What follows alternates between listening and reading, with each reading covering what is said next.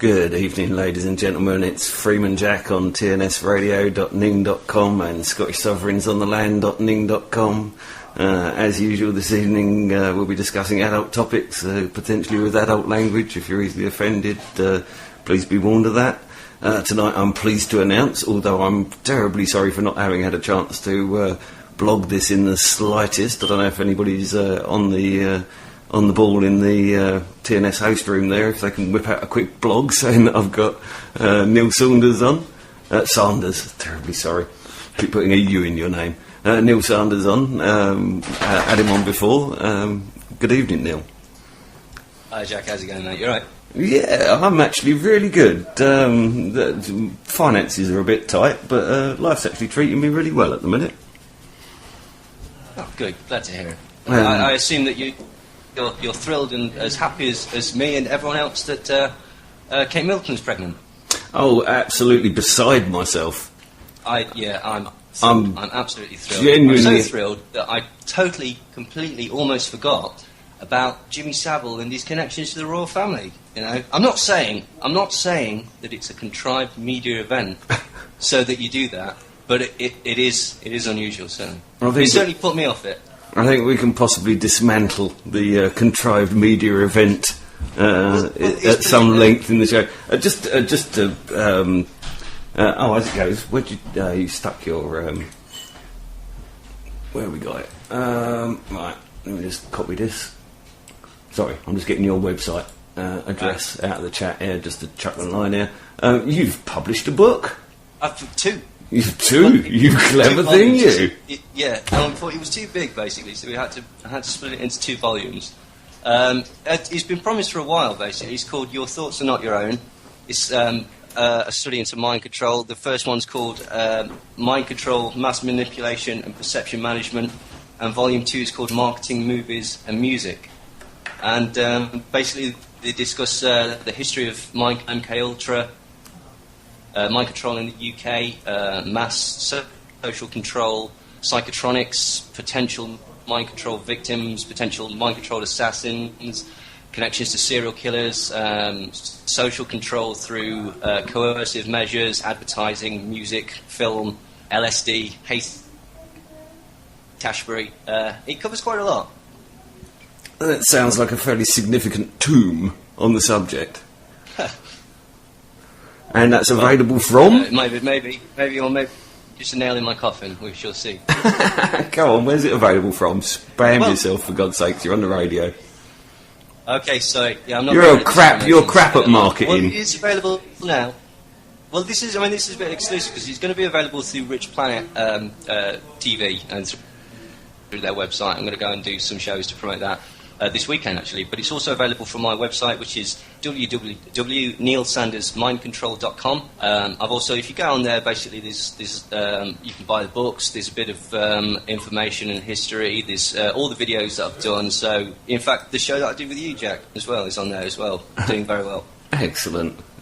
Oh, it's good to know. It's doing quite well on my list, which is why I'm so happy to have you back on again, because you're. This is, as you know, this is a topic of my interest as well. So I cover it when you're not joining me on air as well. It's sort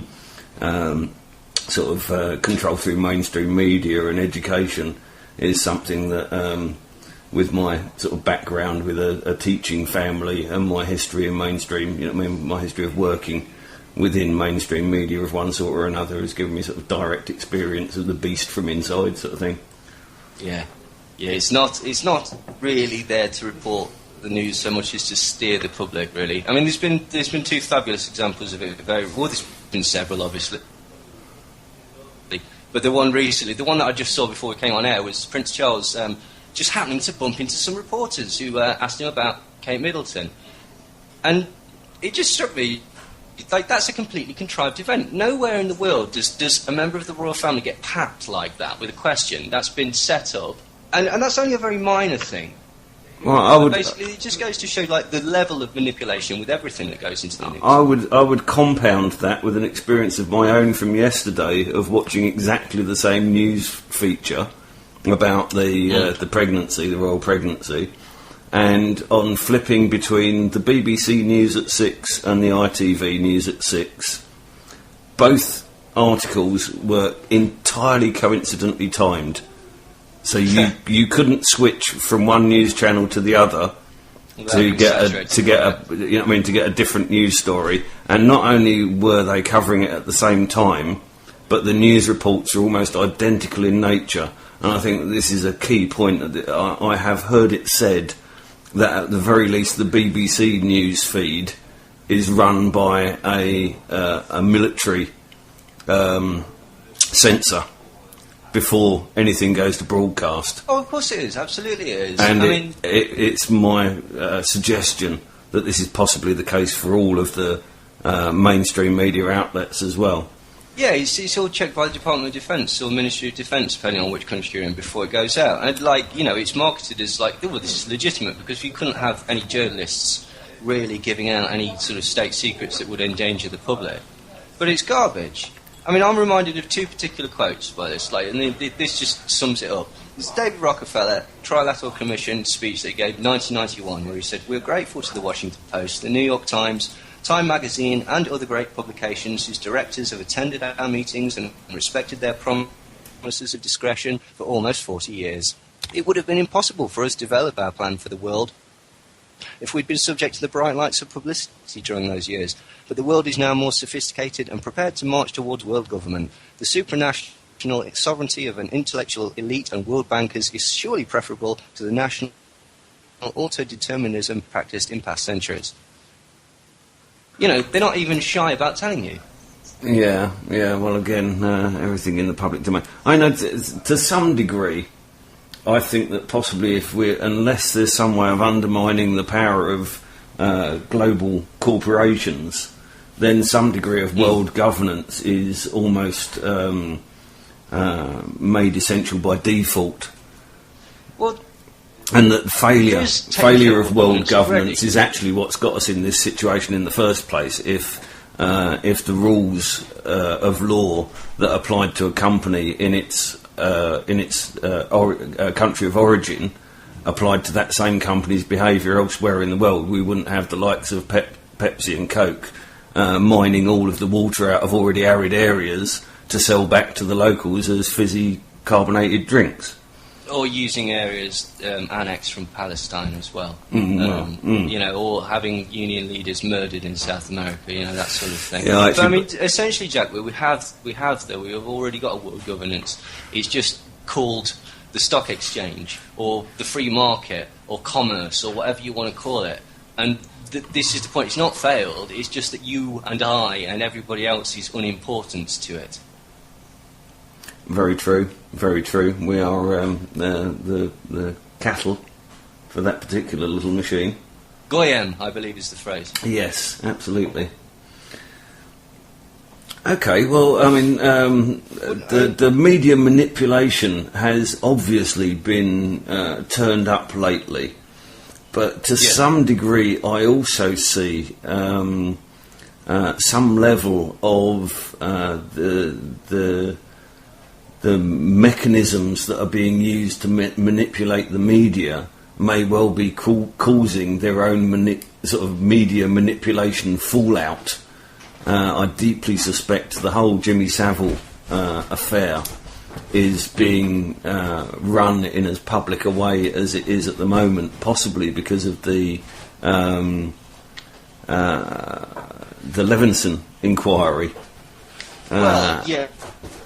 And the push for... I get the impression that the whole control of Twitter and things like this... Well, and the whole push for the control of the media. And essentially I see here a damned if you do, damned if you don't, because either they go to the statutory legal route or they push it for an independent body. Well, the independent body that's ready to step into the fray is a common purpose front. The media standards or something it's called. I should have done my research before the show. But there's basically an agency which is completely in the pocket of most of the bodies involved in the Levinson inquiry, and it seems to be.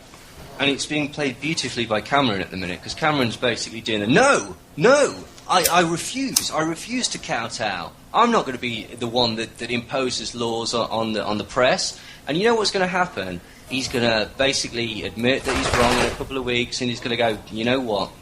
I'm going to have to bow to public pressure. The public want this. Because the public have been convinced that this is what they want. Yeah, well, it's the old Hegelian dialectic, isn't it? Problem, reaction, solution. Yeah. So, the problem is very interesting. Actually, Ian Hislop made this point on Have I Got News for You? But it's absolutely true. Their point is inquiry is pointless because essentially we're not talking about the press. We're talking about a few people. And you know what?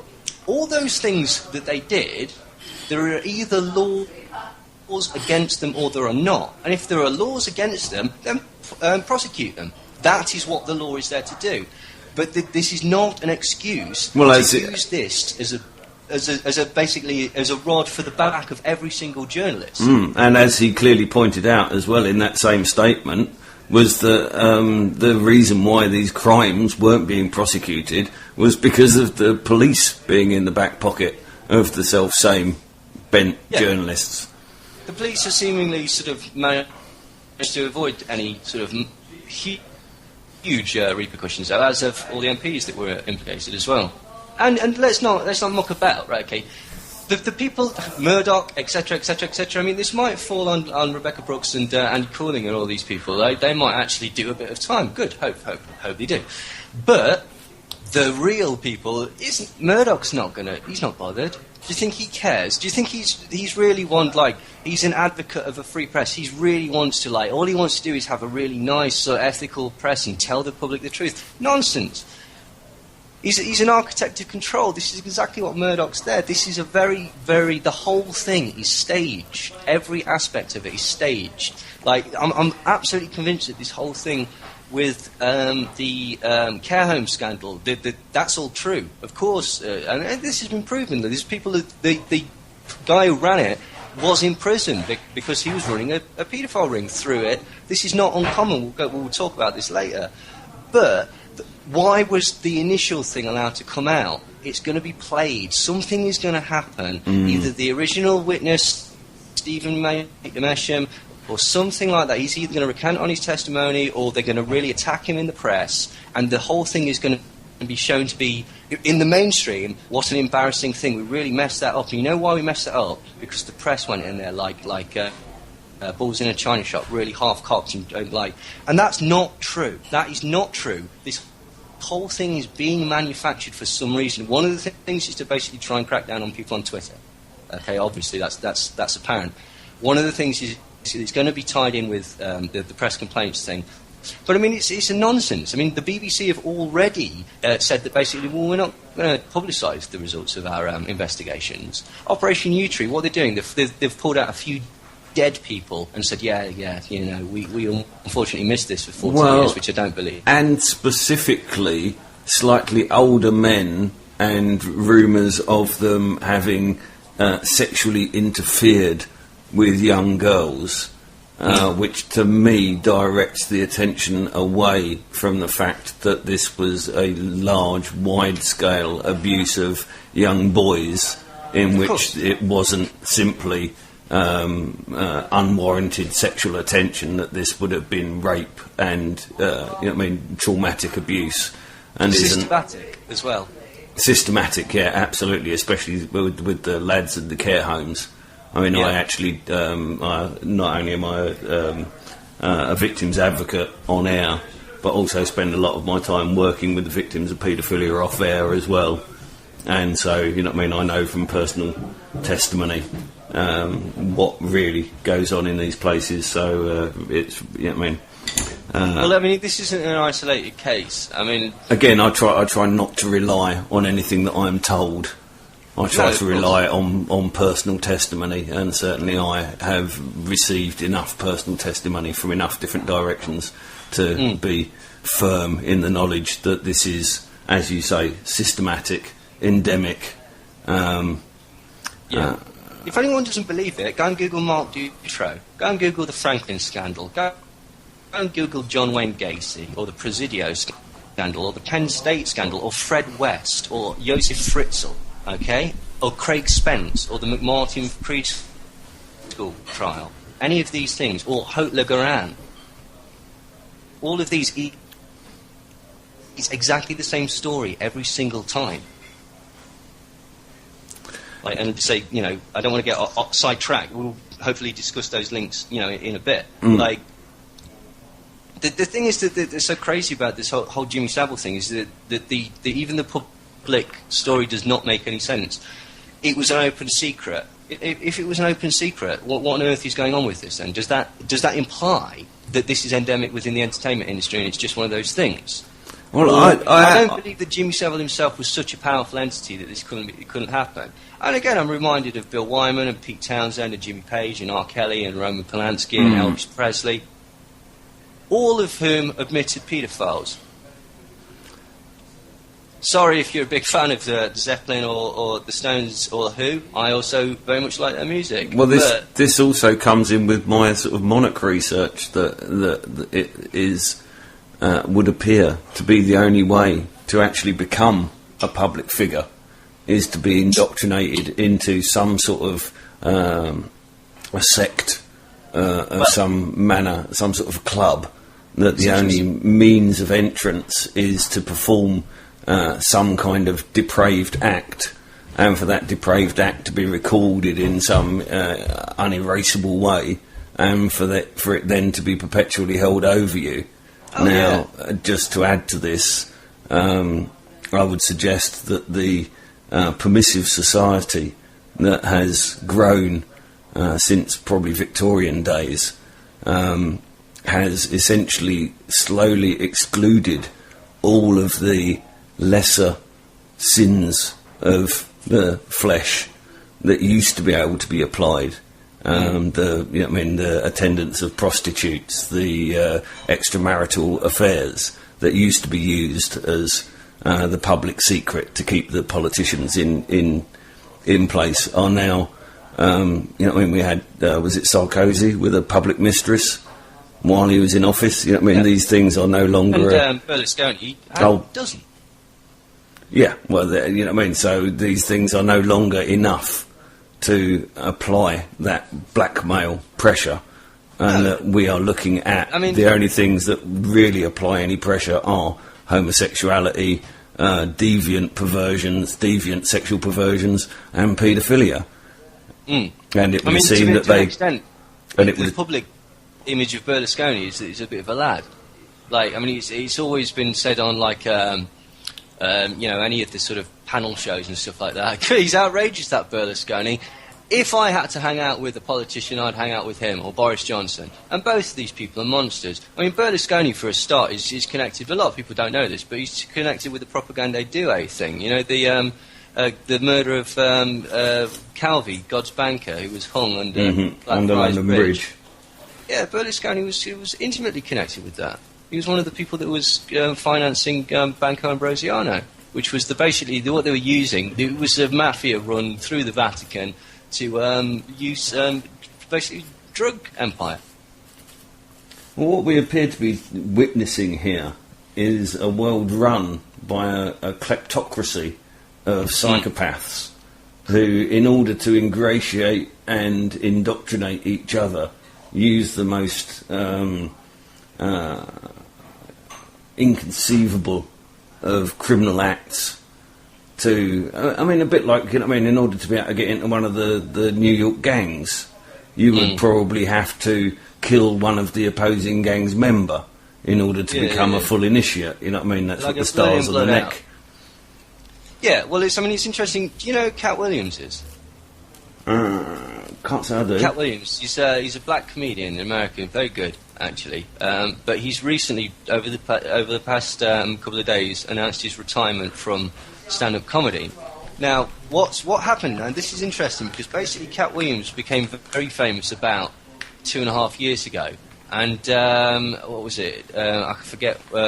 I think it was Pimpin' is Pimpin' is his stand-up. But basically in that, he talks about the fact that he's only been famous for a short time, and it's blown his mind. Like, basically he's been taken to parties, mansion parties, in the Hollywood Hills, and there's little parties going off in all the side rooms. And he says, you mess about and you look in the wrong room, and you see celebrities that you know, macho celebrities, kissing each other and stuff. And it was blowing his mind, and he was saying that, like, top-level celebrities and top-level executives and CEOs, they do drugs. They'll do drugs in front of you, right in front of you, like you're not there. And just basically was putting this out in his stand-up. And what's interesting is that basically a guy called Professor Griff, who's the Minister of Information for Public Enemy. Yeah, know him well.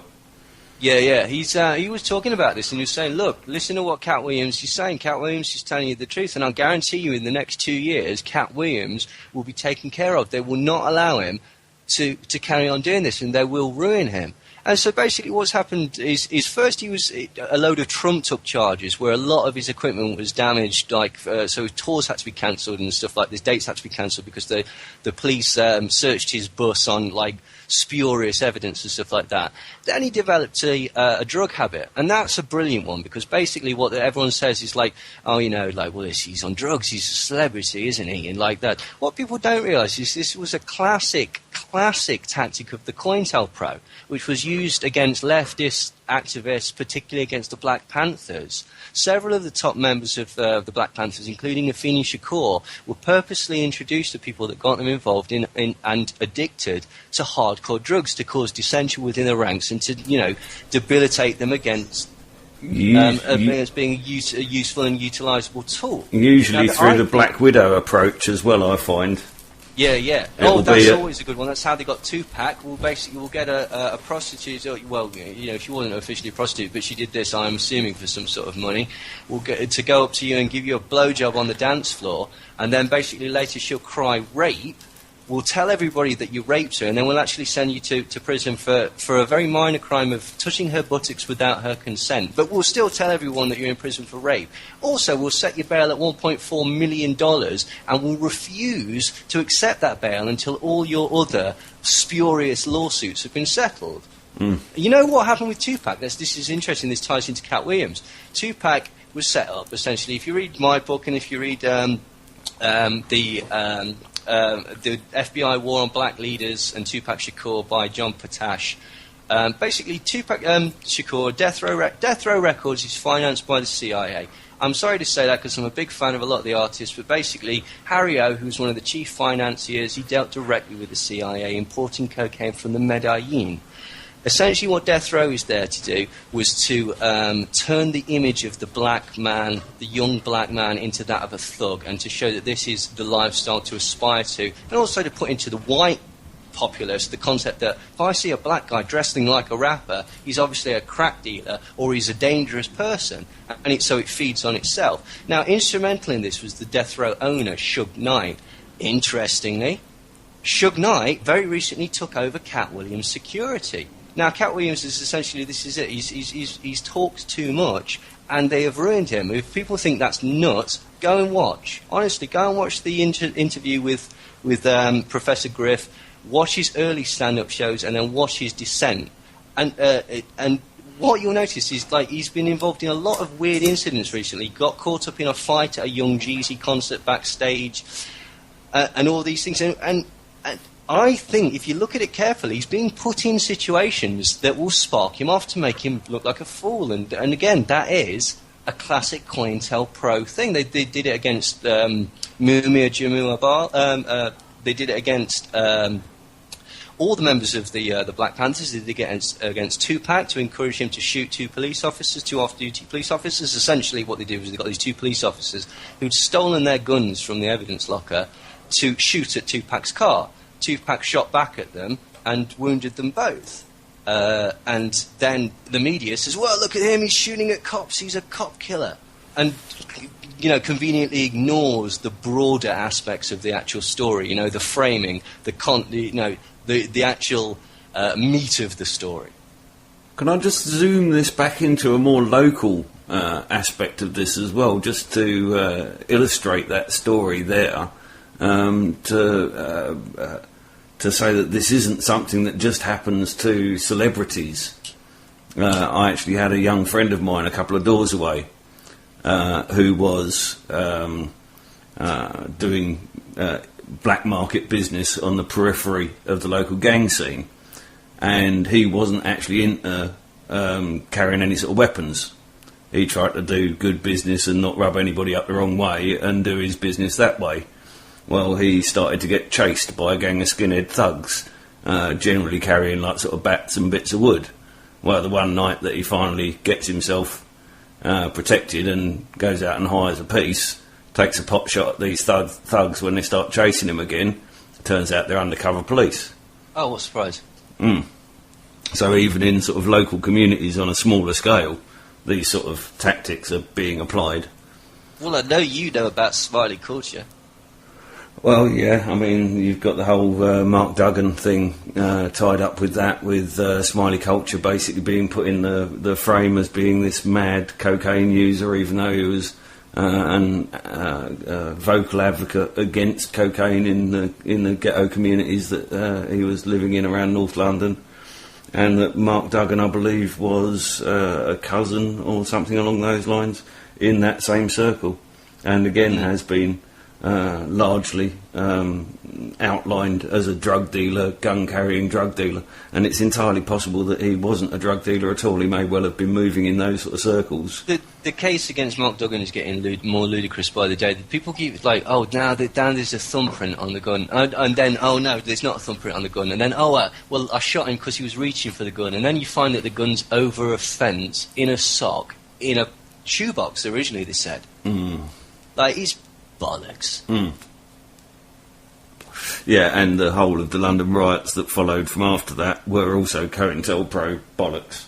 Completely manufactured event. I mean, in case anybody didn't hear my broadcast, I actually had a bunch of the youths that were directly engaged in the riots in my living room a couple of weeks afterwards, and we were talking about it at some length. Now, these old are actually pegged as fairly bright youths. You know what I mean? They're not the lowest of the low. They've got a bit of intellect amongst them. And yet they were still getting the text saying, meet at such and such a place at 1600 hours, and thinking it was a bloody good thing to go along with it. Well, and it was only on forcing them to examine their own behaviour of that day, you know what I mean, intellectually kind of examine. The nature of crowds. I mean, I'm sure you've seen this. This is how it kicks off at a gig. This is how it kicks off at football. This is how it kicks off at a thing, right?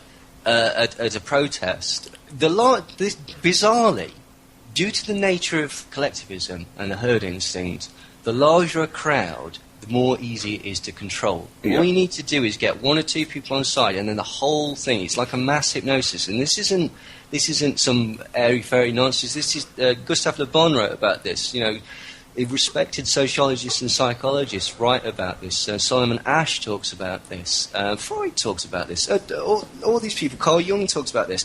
It is a recognisable psychological phenomenon that basically, I mean, the best example of that was when that lad climbed up on the police car, the van that was suspiciously left there during the student protests. Oh, totally. Do you know the guy? He climbed up on top. I'm unfortunately far too closely connected with the student protest. My 13-year-old son was the very first arrest on the day of the second protest, and has now got carrying a criminal conviction for the rest of his life of having written "fuck Cameron" in non-indelible ink in felt tip on the washable part of a bus stop.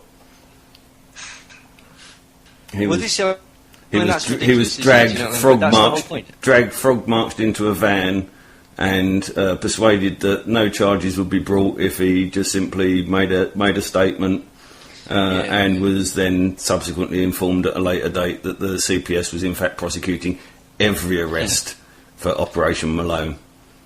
It's almost as if it's all. Well, we have approximately two. We have approximately. Well, we've got approximately 2,000 under-16s arrested over the course of Operation Malone, all of whom would have been fingerprinted, photographed and DNA sampled. Yeah. That was what that was actually for, and I believe that that's what the riots were for. The ones that the ones that would have put their heads above the parapet for the student protests would have been a different sector of the young community, and the ones that would have put themselves in the frame for the riots would have been a different sector, and between the two groups they will have probably harvested the analytical data to be able to apply an awful lot of statistical models to future city behaviour. Oh, totally. But I mean, and again, you know, people fell for it. I mean, just going back to that lad, if you watch that, go and watch the footage. The guy climbs to the top of the thing and he lifts something above his head. I don't know what it is, a traffic cone or something or other. I can't remember. And the entire crowd, like a sea, turns to him and starts cheering. And it's really like, yes, that guy's our leader now. Tell us what to do. Yeah, and the worst thing is that those particular guys that were around the van were the Wobblies from the MI5 office. Yeah, probably. A lot of those anarchists were wearing Nike trainers. Yeah. I know anarchists. I've studied that particular footage really carefully, and there's 4 of them throughout that footage that were quite clearly agent provocateurs. They were all dressed identically. They were being allowed through by the police to attack a police vehicle. And to some degree, if you actually watch that footage very carefully, you'll actually find the crowd turning away from that behaviour. Because that wasn't what the crowd were there. The crowd realised that they're there to carry out a peaceful protest, and although there's an initial reaction to it, there's also a wide-scale turning away from it, which I was actually quite pleased with. Well, yeah, I mean, this is... we also, just to carry on with the wobbly thing as well, we also have the Dale Farm eviction. Where a completely peaceful protest against the eviction turned into an almost out-and-out battle with the police, and yet it was none of the actual residents that had any involvement with this. And because I was involved with somebody who's my partner went out there to support the protest and met some of them. And this group of Wobblies that were involved in the kind of masked Wobblies that were involved in the rioting had all been holding private meetings where even the bloody residents of Dale Farm weren't allowed to attend. Well, I was surprised. Yeah. Well, is it just me? Am I crazy, Jack? Right, okay. Or is most likely. Well, you're talking to me. Don't answer that. Right, but like most people's concept of travellers, gypsies, Romanis, whatever you want to call them, okay, is My Big Fat Gypsy Wedding and Snatch. Right? Is it just a coincidence that film came out and about the same time that basically... And, oh, no, so do tell a lie, forgive me, there is another incident, bare-knuckle fist-fighting, because there's that film Knuckle that came out as well. This is the image that is being portrayed, and the only image that is being portrayed of travellers in the UK and Ireland. And it's also hugely unrealistic. I've lived with travellers. Yeah. There's a narrative that they're wanting to tell, and they're wanting to basically... those programs, they're positioned in a look at the freaks, look at the... Well, it's positioned in 2 ways. One is relatively unsavoury. So one is, look at the freaks in their different ways, and the other one is, look at their daughters in their skimpy clothes. Yeah.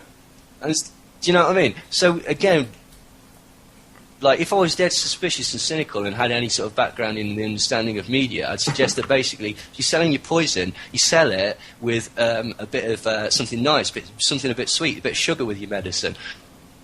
Well, so I would suggest that has actually been... Going, hang on, this is a really... Well, just about the time that everyone's going, hang on, this is probably a bit unfair, this is a bit biased, this is a bit outrageous, hang on, there's some half-naked girls on the screen, so let's just stop thinking just for 2 seconds and we'll look at these girls. If I was cynical, I'd suggest that was a design of the programme. Mm. Well, I've identified the compulsion-repulsion cognitive dissonance that has been designed into almost all advertising media. So you will see constant, hugely airbrushed, hugely idealised, fantasised images of women and men, and usually against some kind of a subject material that would be outwardly repugnant. And so what we actually have is the mind engaged in a game of kind of like push me, pull you. Which ties up so much of the intellect with something that can't be resolved, a paradoxical... Well, exactly, it's a paradox, it's a schism, it's a gap in your brain. You know how you can fill that gap? Buying stuff. Buying stuff's lovely. buying products, new products. Yeah, stuff and clothes and things. That'll make me feel like a person. That'll fill this gap. Again, it's almost as if the whole thing's been sort of, I don't know, thought out, planned. You reckon? I don't know, you know.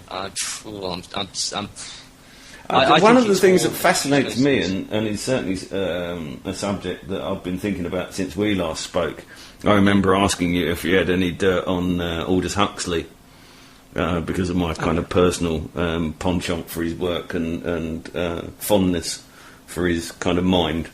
Yeah. And on thinking about that, I actually found some fairly clear evidence that he was possibly linked with CIA and Tavistock. Well, I know that his wife was... he did a lot of speeches for Tavistock at Berkeley University. The famous one where he talks about, in the future, there's no way why a scientific dictatorship should ever fail. If we can think of some sort of drug that would... a cheap drug that would cause euphoria. Yeah, Soma. Yeah, well, exactly. That's exactly what it is. And he basically says, if we can think of some way that... What he points out is that if we can think of some way that people, for an easy pleasure, would live in a situation that normal people would not. And what's interesting is that there's this thing called consensus trance, and this is basically, again, a social psychological theory. And it says that basically for security, for the warmth of social security, people will lie to themselves and say this is the way that things are, and this is the way that it all works, and there's no way that would happen, because, do you know what I mean? The people will get into a consensus hypnosis of this is the way that the world is.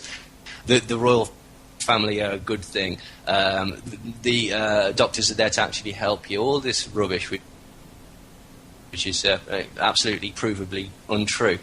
And the reason for this is because people will put up with quick and easy rewards, if quick and often, even if it's not very good, because it's better than nothing. And that is just a psychological process, and this is exactly what people attack you with in the mainstream, because they understand how the mind works, and they understand how nobody wants to be on their own, nobody wants to be stand out from the crowd too much and be a social pariah, and they play on that.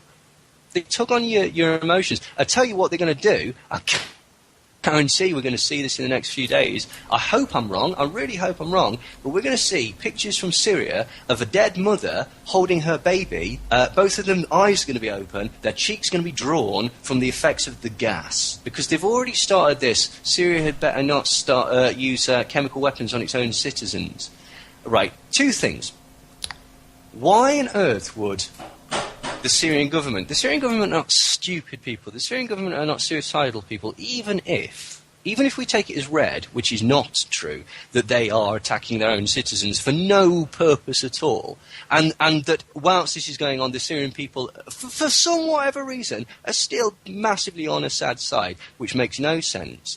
Do you think that that's stupid? That they would do something that would bring the condemnation of the entire world? Is there any way that they could hide it? Of course they're not. Of course they're not. They're not stupid no more than Iran would launch a nuclear missile, because they're not stupid. They're not suicidal. Despite this garbage that you hear, oh, they're Islamic though, they can't wait to die. Utter twatting garbage. Well, you can see that quite clearly outlined in the historical rhetoric from the Cold War days between America and Russia. And now that the Cold War is more or less ended and the Iron Curtain has fallen, we now have access to documents from communist Russia that quite clearly outline that the propaganda that we were fed of this kind of warmongering Russia was the complete fictitious, Well, I mean, the second thing that we're going to that I just want to point out, but I'll come back to the Russia thing. The second thing I want to point out is go on YouTube now, go on Propaganda Matrix, go on InfoWars, go on David Icke tomorrow, because it'll be on there. Okay, there is the rebels, the Free Syria Army, which is essentially the same CIA-trained Al-Qaeda. They've been tricked into... Al-Qaeda is not a real thing. It's a CIA entity. These poor, disillusioned idiots have been tricked into thinking that they're now freedom fighters. Essentially, they have got videos on YouTube already showing their poison gas. that they've got. They kill a load of rabbits in this video. 2 questions, right? Well, 1 question. Where have they got this poison gas from? Where have they got the scientific equipment where they can film and safely the effects of this gas? And this is what's going to happen. Basically, what's going to happen is in the next few days, probably we're going to see a gas attack. Okay, because we've not seen one of those since, Iran-Iraq Contra. Okay, so, you know, we're getting retro. Of course, the 80s is back. Look at the fashion. Of course we were going to go gas. It's so retro. But so we're going to see this, and the media is going to saturate it with pictures of dead kids. Okay, and again, I don't want to come across as like a monster. I'm not saying this is not tragic, but they're gonna pull on your heartstrings. The report and by the time that we've gone in there and killed hundreds of more thousands more children, when the dust is cleared, we'll go, oh, that was a mistake again. Just like Libya, just like Iraq, just like Afghanistan, just like Vietnam, just like every single conflict that has got some sort of financial, economic or drug-based background. Yeah, absolutely. Another one of the sort of Tavistock Institute's principles is no exit policy.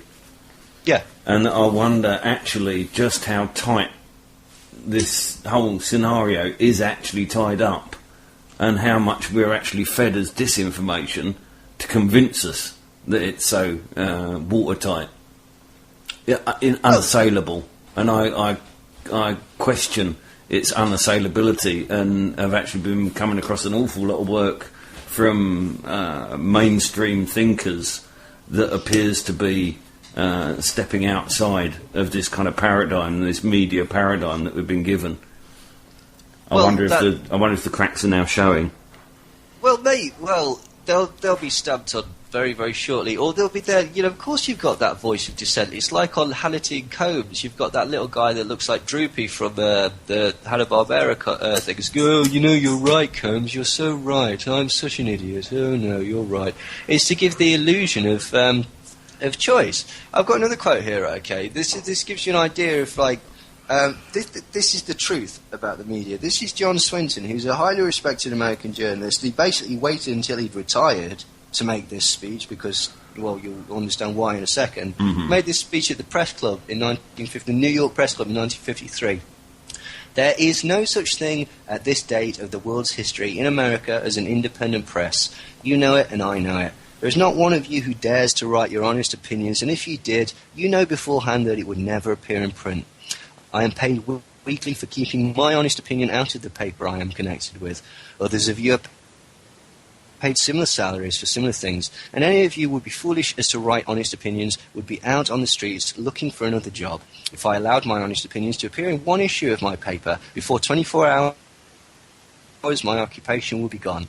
The business of journalists is to destroy the truth, to lie outright, to pervert, to vilify, to fawn at the feet of Mammon, and to sell his country and his race for his daily bread. You know it, and I know it. And what folly is this toasting an independent press? We are the tools of rich men behind the scenes. We are jumping jacks. They pull the strings and we dance. Our talents, our possibilities, and our lives are all the property of other men. We, as journalists, are intellectual prostitutes.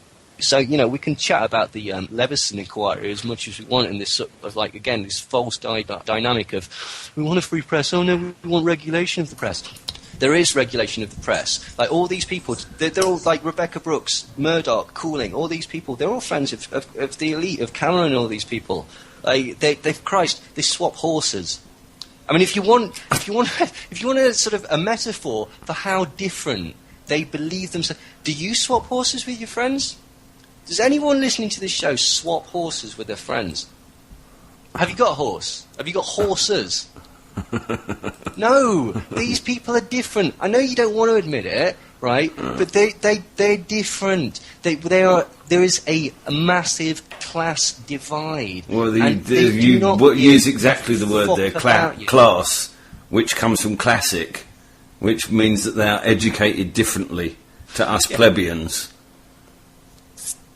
That's actually a key thing here, is that they literally they don't just consider themselves to be a class above.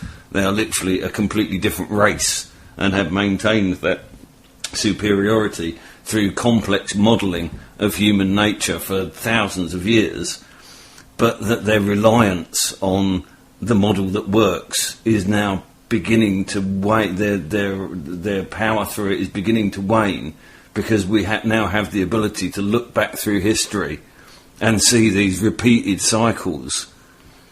And I think we're getting wise to it. I mean, we have Zbigniew Brzezinski with the biggest threat to the New World Order is the rapid political awakening of the masses.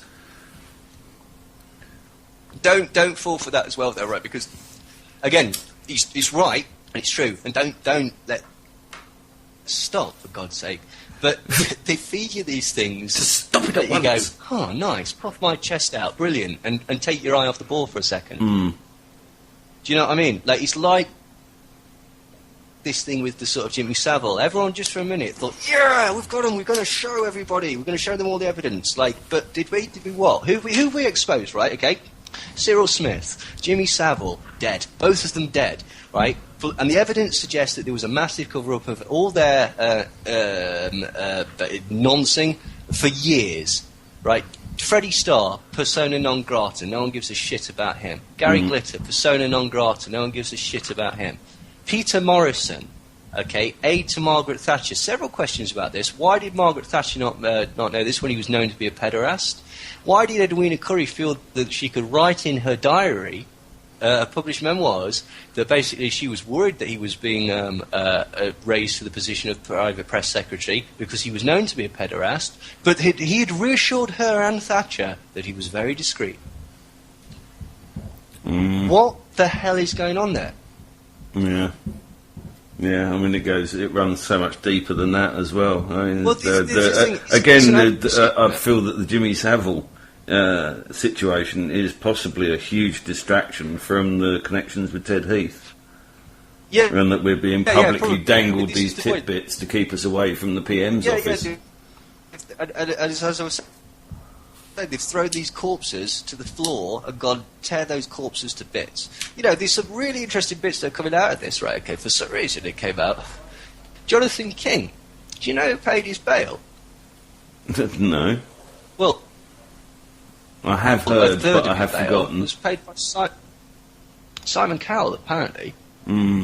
Yes. Apparently, I don't know if this is true, this is what I've heard. Allegedly. Why Simon Cowell paid Jonathan King Singh? You could argue that it's his mentor or whatever. I don't know, but that's the truth. Another interesting thing, Paul Gambaccini, a social commentator, radio disc jockey, he came out very early in the Jimmy Savile thing, says, I knew about this all along. I also knew that he was a necrophile. He was going into this morgue and he was having sex with dead bodies. And I knew this, and everyone knew this. Jimmy Savile had sex with dead bodies. Paul Gambaccini said this. This appeared for one day, then disappeared. Paul Gambaccini, right, I didn't know he was on the radio. I had no idea. I go on the BBC website every day, just, you know, the news thing, go on the front page. I've seen Paul Gambaccini's face every other day advertising his radio show. It's not a new... I thought, he's got a new show. I looked, it's not. So for some reason, they're now pushing Paul Gambaccini. It's almost as if the squeaky wheel got the grease. Yeah, this is certainly would appear to be how our heroes are vaulted for us. And I recently did a show about the Roman cult of Mithras, which was part of the Sol Invictus. And it certainly looks alarmingly like elements of that cult are resonating through our public, the faces in the frame, in the public domain, would appear to be still filtered through that same caste system that was established 2,000 years ago. Yeah, I mean, that this whole sort of entertainment industry, there's lots of sort of rumours about it. Like, I think it happens to certain people when you get to a certain level. To be quite honest, I think you kept in check. I think that you'd be amazed. Like, you'd be astonished. Like all these artists that proclaim their wealth and in the public eye they're so wealthy and stuff like that. It's not always the case, you know. I mean, one brilliant example of this is Biggie Smalls, Notorious B.I.G., widely considered to be one of the best rappers ever. complete top of his game when he was murdered by the probably by the FBI actually. Do you know how much money he had in his bank account when he died? $15,000. $15,000. No other income. Unbeknownst to people, Biggie Smalls was selling crack and bootleg copies of his own albums to get by, because he was in what is basically called a slave contract with Bad Boy Records. Like, he was paying for all his videos, all his promotion, everything out of his publishing rights, and he will do. Look at all the people that are on X Factor. I mean, there's two things about X Factor. One is that they will destroy you financially and mentally. They will. Like, they really will. And the second thing is that it puts into the mind of the general public that it's a quick and easy step to a very... It's an easily attainable step to a very, very desirable lifestyle. And the lifestyle is essentially, like, without putting the effort in, it's an extension of this concept that people just want to be lionized, celebrities for the sake of being celebrities. Funny that you should use that term, because the lion-headed man is one of the cultic figures from this cult of Mithras. Really? Yeah. Right. I mean, it really is. I mean, there's so many connections, and certainly when you start to look into the sort of arcane symbolatry that the media industry relies on, and also its kind of Jewish religion, so pseudo-religion, religious base. It all fits into place, and like I say, this cult of Mithras was essentially a cult of personality, where if you could do the deed and you could do it well, then you would be promoted. But it was it was a blood oath brotherhood. Oh yeah, probably. It would appear to be where we get. I mean, would appear to be where we get popes and kings from. Well, yeah. I mean, just to take you back to the entertainment industry, I'm just going to, this is from my book, I'm just going to list some people.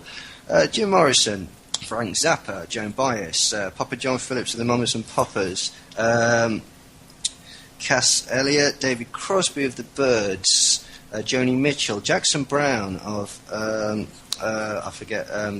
Loving Spoonful, I believe, Graham Parsons, Stephen Stills of Buffalo Springfield, Jerry Garcia, Jimi Hendrix. I'm just going to go on a few. These are some more modern people. Elvis Presley, Johnny Cash, John Coltrane, John Fogerty, Bill Cobham, Lou Rawls, Jerry Reed, Woody Guthrie, B.B. King, Harry Mancini, Charlie Rich, Tony Bennett, Grover Washington Jr., Jim Croce, Bill Wyman, Lou Rawls, Ultimus Pyle of the Lynyrd Skynyrd, Rick James, MC Hammer, Ice-T, Shaggy, Rihanna, James Blunt, Cannabis, Fred Durst, Maynard Keenan of the band Tool, Chris Christopherson, John Denver, Sierra, all members of the band America, Lionel Richie, Christina Aguilera, Michael Stipe of R.E.M., Emmylou Harris, Anna Nancy Wilson of the band Heart, Marilyn Manson, Trey Songz, Pete Doherty, Engelbert Humperdinck, Elton John, Bob Marley, Gloria Estefan. The thing that connects all of those artists is that they're either in the military or they're military brats, being that they come from very, very from military families. I think you missed out Jim Morrison in that list, I think. Oh, yeah. Jim Morrison, absolutely. I mean, his father was OSI, wasn't it? Guy. Yeah, absolutely. I mean, Jim Morrison used to basically tell people in interviews that his parents were dead. Yeah. If he's such a sort of champion of the people and the anti-war movement, why is he not railing against his parents? Mm. Jim Morrison, another interesting fact about Jim Morrison could not sing until he auditioned for The Doors, and he attributed this to the spirit of a dead American Indian shaman, Native American shaman, that had possessed his body. And when The Doors stopped touring, it was because he said that the shaman had left his body, and he could no longer sing anymore. I mean, if I had an interest in mind control, I'd certainly think that was unusual. Well, again, I've studied the lyrics of The Doors personally at great length, having been a kind of huge fan of their music over the years. And there's an awful lot that he's trying to give away in some of his most kind of conundrum-like lyrics. Yeah, I don't doubt that. But there's no... I mean, one of the points that is made in volume 2 of my book is that basically, I mean, Dave McGowan certainly talks about this, so I don't want to say that this is completely, I do reference him, but he makes a very good point that none of these artists, none of these so-called hippie movement artists, actually achieved anything or really actually spoke out in any tangible or literal or real rebellious sense in anything that could be used. It was all sort of mysticism and drugs and stuff like that, and anyone that did died or basically, like Jimi Hendrix is one, or ended up in a lot of trouble like the Rolling Stones, eventually changed their lyrics and became Sir Mick Jagger. Absolutely. And again, this is all connected with LSD, Timothy Leary, the Brotherhood of Eternal Love, Owsley Stanley, and various CIA agents like Cord Meyer, Frank Barron, Michael Hollingshead, who was MI6, and all these people. Timothy Leary was a CIA agent. The LSD absolutely. Oh yeah, absolutely. All right, well, let's go down. Let's go down this intellectual asset road after a tune and a break for a brew, eh? Nice. And we're just on the hour now, so let's have a bit of talking of Sir Mick. I just happen to have some here. This is. Do you know the film Performance? I do. Well, this interesting. is the way that the personalities shift between the bodies. Yes, very much so. Transmigration of souls, metempsychosis. Yeah. The actor, I forget his name, the guy that dyed his hair red with the red paint, was given LSD on the set and went quite mad after. Yes, he didn't make a film for 6 years after that. That was James. There's all the brothers. Yeah, James Fox. Yeah, and it was. And Anita Pallenberg shagged Mick Jagger. Yeah, no, there was a lot of strange stuff going on that set. It's not like a movie that has been staged. It's more like a fly-on-the-wall documentary. It's almost. Which makes it tell you some things. Which makes it even more creepy. But again, you see, we see this, what would self-evidently be some attempt at mind control through the mainstream media, and yet a little gem like this memo from Turner pops out, which just so clearly describes the nature of business being identical to the nature of sort of mafia, gangland dealings, and that the lines are entirely blurred through the lyrics of the song.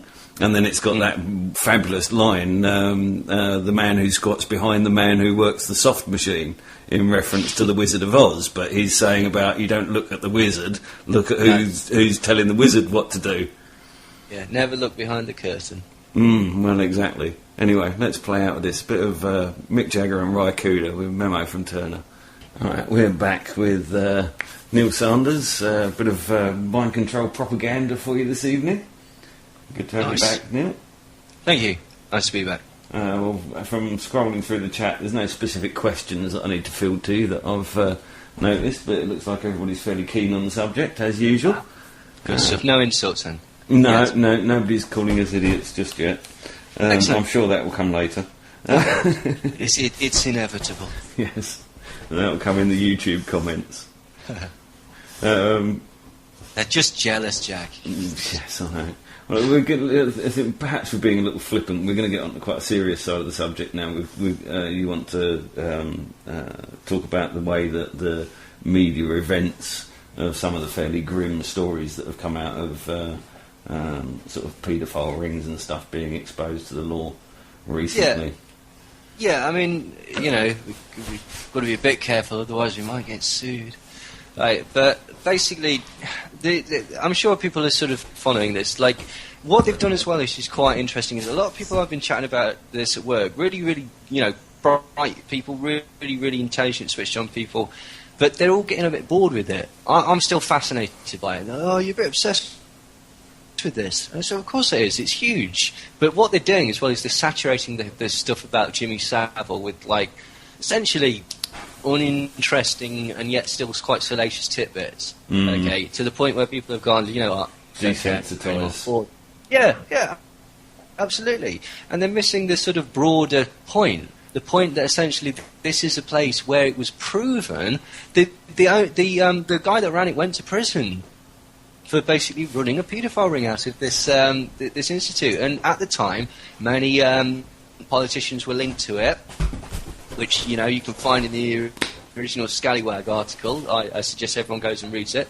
And the evidence was very, very compelling. And basically, what seems to have happened is that there seems to have been a massive cover-up. The thing called the Gillings Report, which was essentially a report into the allegations, which seemed to hold up the allegations and provide names and witnesses and statements and all this. This was disappeared, apparently. Photographs of the abuse have been lost by the police. And the point about Jimmy Savile and these other people that were connected to that, including that now that they've admitted Peter Morrison, who was an aide to Margaret Thatcher, and Cyril Smith and Jimmy Savile.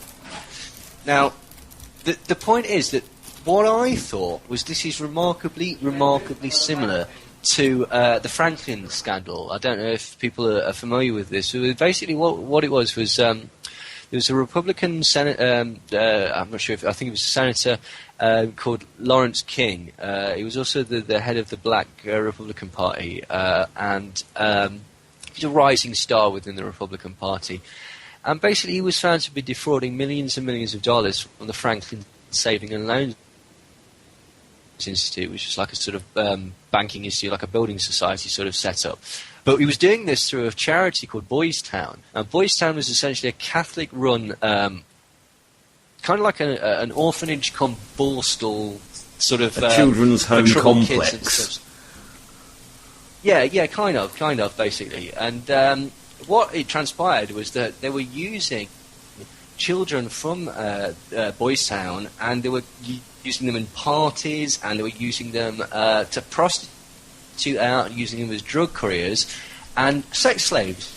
They were filming them, they were making, they were essentially using these kids as sex slaves. It doesn't really need to be said more than that. Yeah. And this was proven. This was proven to be a real case. There was an incredible cover-up. And I think people should go on YouTube and watch Conspiracy of Silence, which basically shows it. Senator John DeCamp actually wrote a very good book about it because he sort of headed the investigation into it. One of the key witnesses was a chap called Paul Benassi. Now, Paul Benassi has been interviewed by people like Ted Gunderson and stuff like that, and he talks about being used in these paedophile rings and being catered, basically being used as a prostitute by people like George W. Bush Sr., like... George H.W. Bush and various other celebrities and influential people. And this was basically borne out by he was initially when the case collapsed because one of the witnesses, there were three witnesses, there were dozens of witnesses, three principal witnesses, Alicia Owens, Paul Benassi, and another guy whose name I forget. And the other guy was basically threatened with all sorts of distressing things, jail, death, all of these things. And he changed his testimony. And so basically the other people were seen to be committing perjury. Alicia Owens she was about 19 at the time, and she had fallen pregnant by the local sheriff, and this was again proven, but this was seemingly ignored. She was thrown in prison for a sentence of between 9 and 25 years. She was 19 years old. This was for perjury. Okay, this is absolutely ridiculous.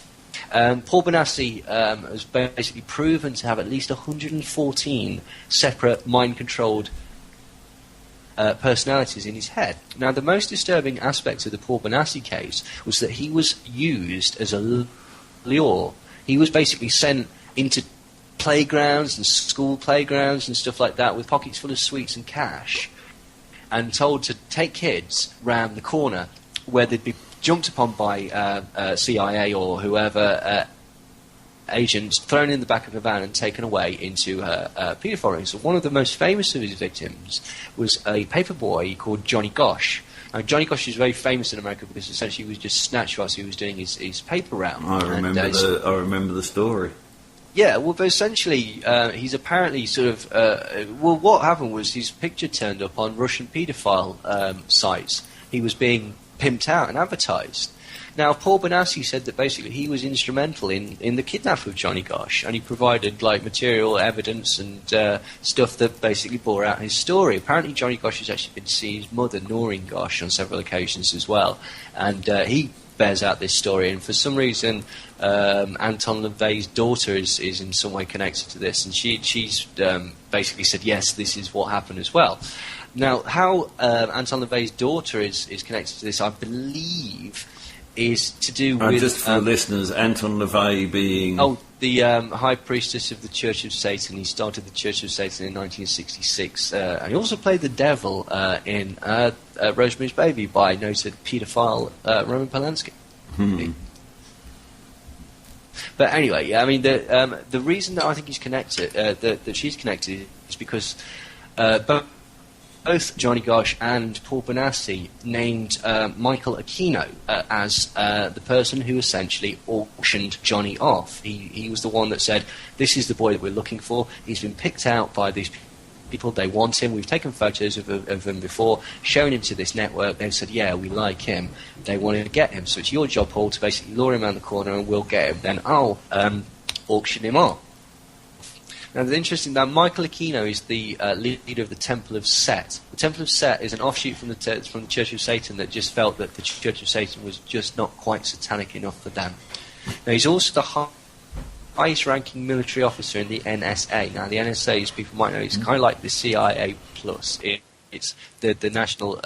Christ, I've totally blanked from my mind what it actually stands. National Security Agency. Whew. It is the most secret data channeling and psychological operations corporation, organization that we know of in America at the minute. It is people talk about the CIA, but it's actually the NSA that really moves and shakes behind the scenes. Now, interestingly, Michael Aquino was the point I was making about the Franklin scandal is that look at what was being used was that it was being used for politicians, businessmen, and celebrities to A, cater to them and their desires for these young children, and B, to be filmed for later to be used for blackmail, which is exactly what you were talking about earlier, Jack. And again, this is all proven to be true. Now, the thing about Michael Aquino is Michael Aquino was also accused, but I have to say for legal reasons, was acquitted of any involvement in a sex scandal at the Presidio. Now, what happened was basically there's a guy called Gary. The Presidio is a military base in America, and because it's such a huge compound, it has a daycare center there. Essentially there was a sex ring going on. Several of the children came down with chlamydia and complained that they were being taken off the base and used in satanic rituals, which is what we hear time and time again. Every single time, apparently, the children are lying. Now, that's not true. What these children were able to do, essentially the teacher, who was a guy that they called Mr. Gary, he actually was convicted of certain elements of the child sex, but the children also named Mike and Shambi and perfectly described the home of Michael Aquino and his wife, who I believe was named Lilith, but I don't know if that's right. I'm probably wrong about that. Now, essentially, these children were credible witnesses, and they basically implicated Michael Aquino in this scandal. So, Michael Aquino is a name that comes up again and again and again. Interestingly, he wrote a paper called From PSYOP to Mind War, and it basically details how they should use psychological operations alongside of psychotronic weapons that can kill people at a distance with leaving no trace with ionizing and non-ionizing radiation. So this guy is, he's all over the place with everything. He's absolute top level. Fingers in all the pies, if you'll excuse the phrase. This guy, this is the point. The point is that it's remarkably similar in my mind to the case of Bryn Erskine, where essentially you've got somebody who's running the home, appears to be catering towards celebrities, MPs, just like at Haute Le Grand. People seem to forget this stuff like this. The later investigation proved that the skulls that they found actually were coconut. I don't believe that for a second, right? Okay. Do you think that these skilled police investigators, after 6 months, could not tell the difference between a piece of coconut shell and a human skull? I don't believe that for a second. And again, what came out at Le Grand? Again, I've got personal verbal testimony of... I'm sure that you will have come across Bill Maloney. Oh, yeah. He's a local lad. Yeah. And have spoken to him both publicly and privately, and as convinced as I can be that there will be bones buried under the children's home in Southwark that was bulldozed, I think under Ken Livingstone's orders. So. I don't doubt it. I mean, the horrifying thing that basically comes out is that these institutions that are essentially set up, and I want to be absolutely clear, right? You know, not everyone that works there, 90% of the people that work at these institutions think they're doing a good job, okay, and they're in it for the good reasons. So this is very sort of cagey because, like, this is why it's clever, because you come across as attacking an institution that is set up to care. But the more you examine it, the more you start to think that maybe, just maybe, in some cases, these institutions are set up as a front to do the exact opposite of what they profess to do. I entirely agree. I've actually been delving very deep into the history and the current nature of allopathic medicine, and sincerely suspect that the NHS is not the warm, cosy auntie that we may well be being led to believe that it is. I mean, that people always get really, really upset about anything to do with medicine and stuff like that. But if you think about it it's not a conspiracy theory. If you think about it from a business perspective, okay. And if people really understood the code of conduct of business, I was trying to explain this to somebody today. Okay, do you know it's illegal? It is illegal for a company to benefit its customers. Do you know why? Right, okay, people are going to get bollocks, right, okay? Do you know why? Because essentially it is against the law for a company to do something that would knowingly harm the shareholders' stake. Yeah, the interests of the shareholders, yeah, I can absolutely agree there. I've come across exactly the same. Exactly. Yeah. It's in the Universal Commercial Code, by I believe. definition, by law, you cannot do anything that would benefit the customer that would be a detriment to the shareholder. And if you think about that, that is essentially lowering the prices of your stuff or offering a better service, because then essentially it spreads it more and, you know, like that. I mean, like, what's ludicrous is that basically if one company decided, actually, you know what, we're going to push this, and decided to give you a better service or a fairness, then the share price would eventually go sky high because everyone would go to them. But you know, frankly, your interests are not at heart by any corporation. The education system, the health system, the police system, the entertainment industry. Okay, I have always been hugely suspicious of the non-fee-paying free school that our three of our boys have attended. It ranks along with the public school system in its qualification output, and recently walked into their foyer to see not only I knew that it had been funded since the 17th century from a foundation which was established in the 17th century called the Worshipful Company of Haberdashers. But it's also sponsored by the Rothschilds and British Aerospace. Oh, well, there you go. Right. And I'm having to send my children. Only make cards. And I'm having to send my children there in order to achieve any sort of reasonable academic standard amongst the local schools. Well, this is it. They've got you over a barrel, haven't they? Essentially, because so all that you can do is be in the system, be aware of the system. You can't X yourself from the system totally. You'll die. Okay, you will.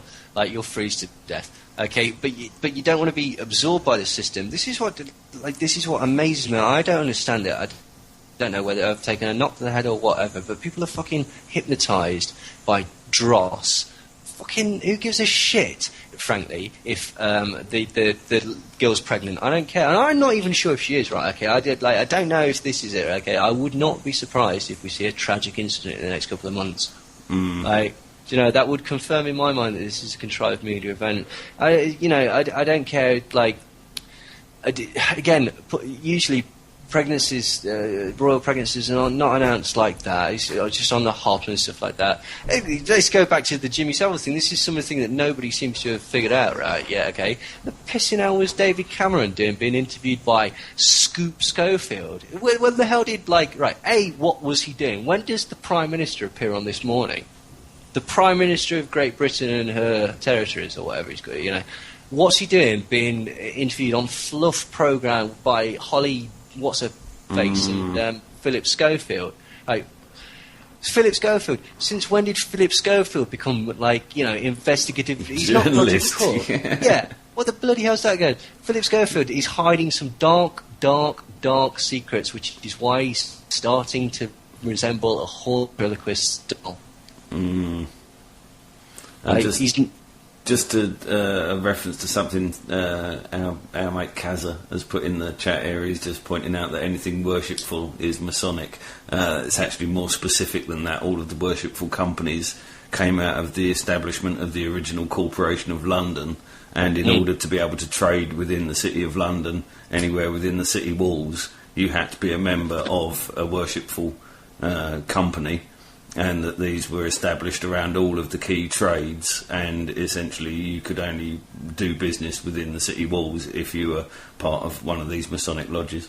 So yeah, you're quite right. Yeah, it's a big boys club. But absolutely, yeah, she's quite right. Absolutely. And just to refer back to that Mick Jagger track and the way that it connects the sort of the business model with the gangster kind of mafia model.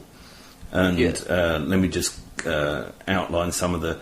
When it's been said that the Jimmy Savile thing has been in the public domain, well, I remember from living in and around Dagenham and sort of East Ham and Poplar, Bow, places like that, drinking in some of the grottier bars around there, it would be essentially common knowledge that Jimmy Savile and Fluff Freeman was connected with the Krays. The Krays who basically admittedly ran, rent boys through the Houses of Lords. Yeah, well, and the two of them were connected with the Krays also through a Tin Pan Alley style recruitment / prostitution joint in, I think it was Stratford, which is essentially run as a sort of a go-go club, and would harvest, the fruit of the teenagers from the East End through its kind of public pop outward face. And in fact, this was outed as an article in, I think it was the News of the World, when the arrests initially took place. A couple of WPCs on the beat were alerted to a case of public indecency around the back of this nightclub and directed to the fact that this was commonplace from this particular club, and took it upon themselves to arrest a few of the faces at this particular club.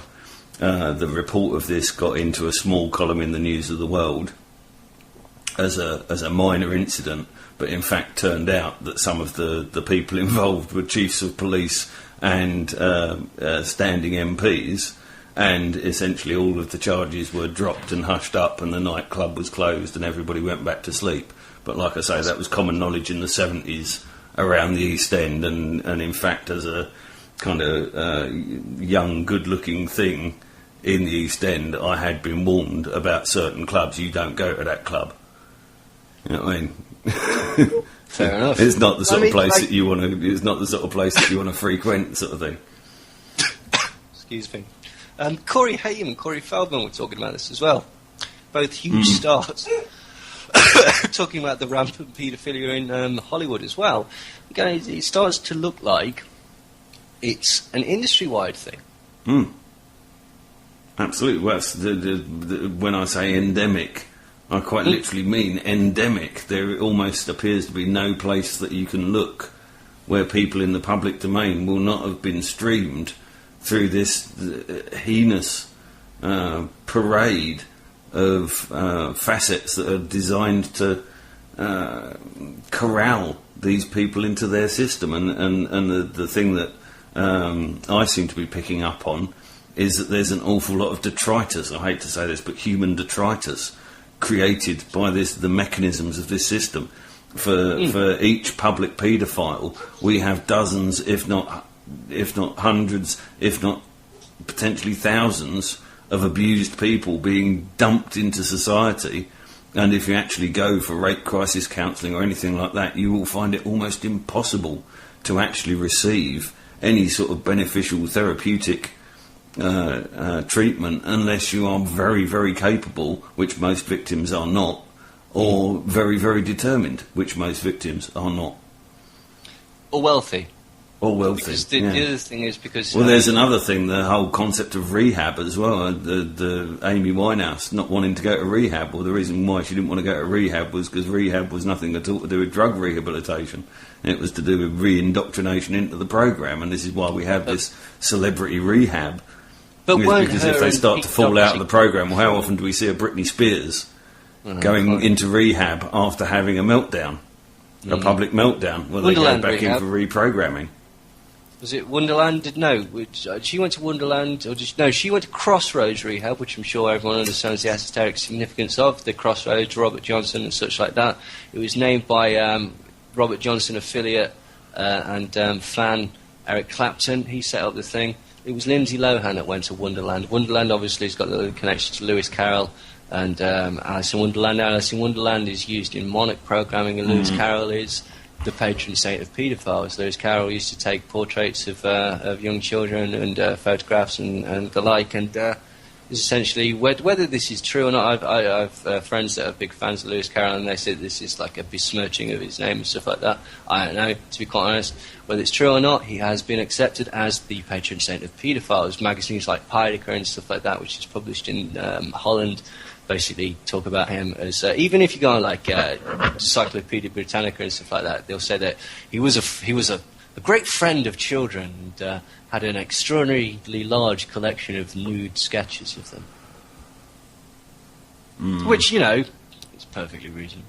Well, again, one of the things about that Schofield Cameron incident. It was contrived. It was completely contrived, and Cameron's response was to turn the discussion around to the persecution of homosexuals. Well, since when was a homosexual a goddamn paedophile? Because I have very many friends who are homosexual, and frankly, I wouldn't want to be a paedophile in their company. It's ridiculous. Because most of them have very, very strong views on children's rights, mainly having been sexually abused as children themselves. Well, I mean, it's this ridiculous stereotype that, again, is proffered in certain mainstream presses and by idiots, that essentially... there was a sketch about it on a show called Monkey Dust, where there was the pedo finder general, and he said basically he burnt to death these two gay guys in this sketch because it is well known that all gay guys are paedophiles. So it's very, very clever because but what Cameron did in a stroke there was to say, how dare you? Like Philip Schofield says, what about these people? These people have been named on the internet as paedophiles, okay? Which you, by the way, you could not see. I can't see. I've watched it a few times. You can't make out any names on there. Like, and David Cameron's response is, how can you attack gay people?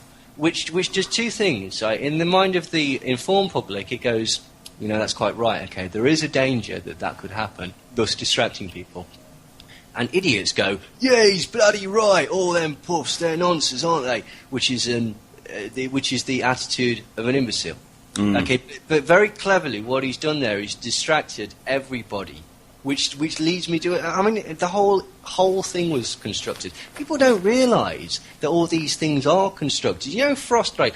This is the one that people always talk about. Yeah, but what about Frost Nixon? Yeah. What about Frost Nixon, where he admitted that he acted outside his power? You do realise the Frost Nixon interview was scripted by the White House. The whole point of that was to basically make people think that they got one over on old Tricky Dicky, but at the same time show him as a pathetic figure that was essentially broken, and therefore garner him sympathy in the public eye. Just like they're basically exactly the same way Cameron was caught off guard and made to look silly, and people probably went, because people are mostly nice people. Okay, they went, it's a bit bit off colour, isn't it? That's not cricket. You know, I feel for that guy. I empathise with that guy. Because, you know, he feels awkward. He's in an awkward position. And I wouldn't want to be that. Very, very clever. Well, somebody, Alex has just pointed out in the chat, BBC Politics, two sides of the public school.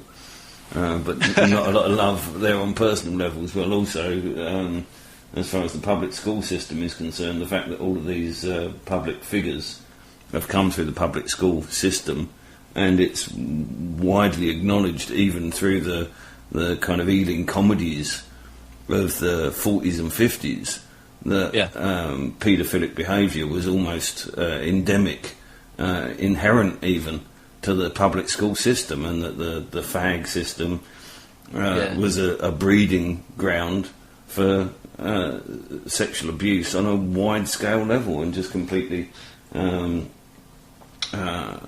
carried on without ever any real focus of attention being placed on it, as was the Catholic Church. I mean, I remember when I was first going to school that it was a public joke. Trousers down for the sixth formers, and the choir boys and the priests was another butt of all of the jokes. And if a joke is being made, it essentially outlines something as being out there in the public domain. This was known. It's not a secret that paedophilia is endemic in the Catholic Church system, and that the Vatican itself, moves priests around to hide scandal and shits on victims from a great height. This is not a secret. But the thing is that people, again, it's too huge for a lot of people to realise. And again, Christ. So let's have a look. We've had the Franklin scandal. We've had the Bryn Eswyn scandal. The Hoax-Legoran. Okay. We've had the Presidio scandal. Penn State. What's going on at Penn State? One of the most respected sporting establishments in America. And Jerry Sandusky is raping kids there. Seemingly... This is public knowledge. Well, not public knowledge, but it's known about, and it's covered up. And I still get the impression that it is a far broader scandal there. There was the scandal at Celtic Football Club. Interestingly, I saw an article the other day talking about Justin Fashanu, who hung himself after running away with an underage boy, talking about his relationship with a couple of MPs just before he died. And Gary Speed was apparently going to write a book about his mentor and his trainer, whose name escapes me, who was apparently convicted of child sex. So are these sporting institutions set up to do a similar thing? Or are they, I don't think, convenient covers, perhaps? Are these enormous institutions utilised knowingly for whatever reason? Is that mind control purposes? Is that blackmail purposes? And is the broader mind control that people do not realise that this thing goes on? Then let's have a look at this, right? Okay, we were talking about this in the break. Joseph Fritzl, what's he doing? He's prostituting his daughters. Okay, right at the beginning of that case, they were talking about the mayor turning up and local politicians and policemen and other people visiting and such like that. By the end of it, even his wife didn't know what was going on, apparently. Fred West. Mm-hmm. Several strange things about the Fred West case. His wife was a prostitute. They were known to run a bar called the Black Magic Bar. All the bodies that were found had finger bones missing. Now, if people know anything about black magic, that is a way that it's a sign of ritual black magic. The finger bones are buried at the other end, at it's 13 paces or something like that away from the body. Okay. He started talking about other people. One of the ways that he lured some of the girls in that escaped was saying that he was going to take them to fancy parties with celebrities and local dignitaries. Apparently, Rose West used to sleep with a lot of the local policemen and stuff because she was a prostitute. Just when basically she abandoned him and he decided to start talking about the other people involved, essentially a cult, he died. What a lot of people don't realise, he had a brother called John. He also was talking about being involved in a cult and being connected. He said he wasn't connected to any of the murders, but he was connected to the sex cult, at which the murders took place. He was arrested, He died in police custody. There's also a video that is available. I've not seen it, but it's reportedly available. Essentially, Fred West's daughter Heather, who he apparently killed. There is a video available on some paedophile websites of him and his daughter Heather having sex, which again gives you the concept that it's probably to a far broader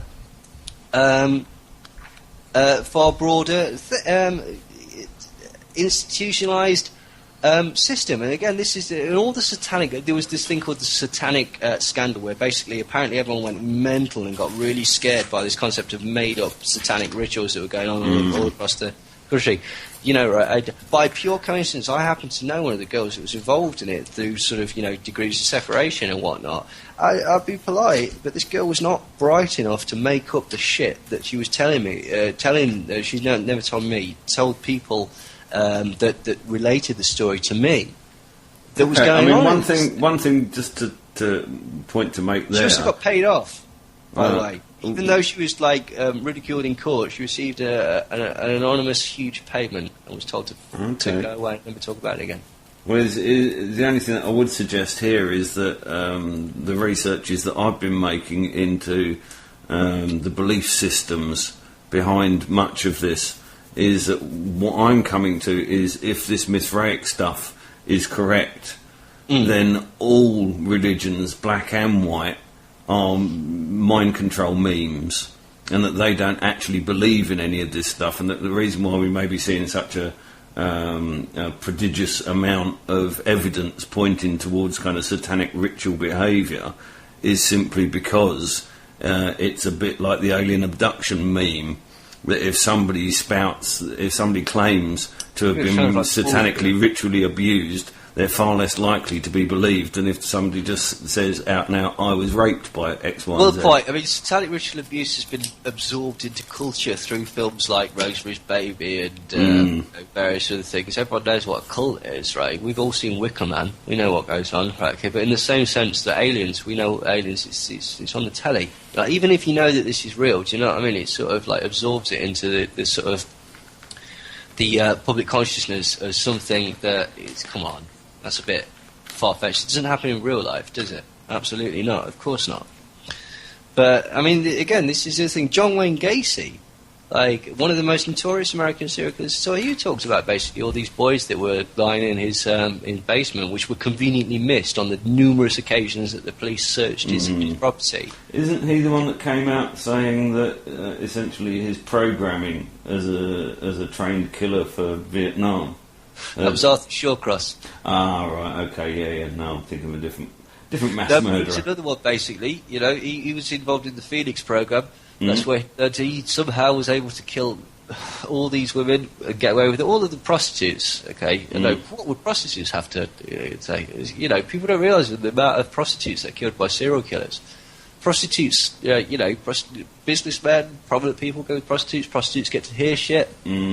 Yeah, absolutely. And again, they're disposable. I sincerely suspect as well that the emotional detachment that is required to become a prostitute is largely the domain of the abused girl. Yeah, yes, it is. So again, we see this induction into a black trade through.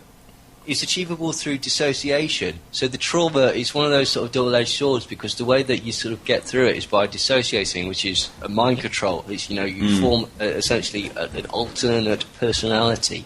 And then, again, this repeated trauma causes amnesic barriers. This is why, don't piss about. They do rape people in Guantanamo Bay. You're paying for it now with your taxes, okay? They also cut testicles with razor blades on 14-year-old boys. I'm serious. This is fucked up. This is all admitted to as well. Okay, and this is the point. Okay, this is the levels that we'll go to. So to suggest, the point I was making about John Wayne Gacy is another person that basically said that he was connected to a broader paedophile ring. So did Dean Cole, the Candyman murderer, and numerous others. Like it just the stories again. I've got a whole chapter in my book, basically talking about the connections between serial killers, MK Ultra, and mind control programs and the military. And a remarkable number of them are connected to either directly to MK Ultra projects or to mind control. Well, just to interject there, anybody thinking that this is pure conspiracy theory, we have Bill Clinton's apology to the victims of the MK Ultra program. Admittedly, we had the bullshit announcement of it having been ended in whatever it was, 1956. I think he claimed. The Church Committee in 1975, and then the Rockefeller Commission in 1977. Basically, this is where we get the declassified documents. MK Ultra is an admitted. Under this, Manchurian candidates were created. People were made to be hypnotic couriers. Memories were wiped. New memories were implanted. Psychotronic weaponry is real and documented. Mind-controlled chips are documented and real. Hypnotism, George Estabrooks, Morse Allen, Martin Orr. These are all people. Milton Klein. These are all people that can make you into an assassin. And if you want to find the proof, it's in my book. Okay, this is all in the public domain. You don't have to buy my book. Go online, look these people up. William Sargent. Ewan Cameron were trained and financed by the CIA and MI6 to wipe people's personalities. Jose Delgado was able to create microchips that could control the actions, thoughts and emotions of a person unbeknownst to them. He was able to robotize people. Igor Smirnov was able to implant emotions into people's heads. Michael Persinger was able to implant emotions into people's heads. Alan Frey was able to kill people at a distance by causing your brain to hemorrhage. This was in the 50s. This is all documented. Well, having gone out onto the streets during the London riots, I actually went into Peckham just shortly after the main riot had finished out there. And there was an incredible atmosphere that evening. And at the time, I couldn't really put my finger on it, but I did dwell upon the sensation in deep contemplation. And I would have no other real explanation for it than it was something was being beamed into the area. Because as I drove through the main area of the riot, it became unpleasantly intense. And then as I kind of drove away from the area, it felt like it was behind me. And I questioned, I questioned whether this was just my personal fear, of driving through such a tense spot with police everywhere. But no, Peckham's my home, I walk tall in Peckham. I ain't afraid of it, I'd be more afraid of all the police than I would be of the residents of Peckham, sort of thing. So, I analysed the sensation, and driving back later that evening, it was a completely different sensation, and this time it was one of hushed stillness and of almost tranquility, and that was equally as peculiar and equally as alien to to Rye Lane Peckham as. And I also had quite a few friends that experienced the nonsense up at Occupy St Paul's. Yeah, one friend in particular who went going to blind rages. Well, yeah, absolutely. And one friend in particular who really, quite frankly, lost his marbles due to attending there on an almost daily basis. And I would dread him coming back to visit during that period because he was completely intolerable, agitated. Aggressive, prone to completely irrational outbursts, fixed-held beliefs that just were completely out of context for this particular person. Well, there's several things that they can do, but the two things that seem to come to mind to me are the one thing they can do is synthetic telepathy, which is essentially putting a voice in your head, and this again very, very documented. Igor Smirnov, Michael Persinger, Ross Addy, all of these people were able to do this beginning in the 50s. Also Alan Frey and Joseph C. Sharp were able to do that. And then the other thing, so basically, it's like your brain talking to you. It's just the symptoms of schizophrenia. It's like an auditory hallucination. So that's one thing that is absolutely 100% real. The second thing that it can do, when you feel an emotion or anything, basically, what happens is you have an electrical spark in the synapses of your brain, and it produces what's called an EEG pattern. This is an electrical sort of template that tells your brain what to do. It's like engaging gear and turning your key on a car. It causes a reaction, and there are different EEG patterns for every single emotional response that people have. Rage, fear, etc., etc., etc. What people have discovered, again, these people, Ross Addy, Igor Smirnoff, Oliver Lowry, all of these people discovered is basically if you can replicate this EEG pattern and then beam it on a microwave or an extremely low frequency wave directly at people, their brains do not know the difference, and it forces them to go through that physical response as if the EEG pattern was organic. And so there's nothing that you can do to respond to that. It doesn't tell you, it forces you by synthesizing the body's organic responses to stimuli and forcing your central nervous system into response. And by this, remotely, at incredible distances, they can control actions, emotions, muscular responses. They can actually see what you're seeing, and even in the 60s they were talking about, as early as the 60s, they were talking about being able to decode what you were going to think before you knew you were going to think it. Now, if nobody's terrified by that, then you're not listening properly. One has to wonder just how many of these predicted scientific breakthroughs, though, weren't part of that white heat of science. Belief in almost the impossible, that science could make anything possible. And my experience of closely studying the actual kind of like the hard science, the engineering that's falling out of scientific advance. And really there have been a number of very fundamental plateaus which have been completely misunderstood by the pioneers in any particular field, but have been clearly outlined by mechanical limitations of systems that were imagineered to go on forever. The whole nanobot concept is just farcical. Anybody that thinks that there is ever going to be a nanobot fly that can fly around the room and film you while it does so just simply merely completely misunderstands the physics involved. There are the hummingbird ones, obviously. You can make them very small, but certainly this whole size of a fly with a complex compound camera and a power source that's able to keep it in the air. Essentially, the limitation with nanomachines has come with something called atomic stiction. And essentially, when you reduce the size of the components down beyond about, I think, 72 atoms, they begin to actually bind with their neighbouring atom. So you can't actually have a machine below this 72 atom grade, because otherwise it simply seizes solid, and that effect actually gets isn't a shelf, it's actually a gradient.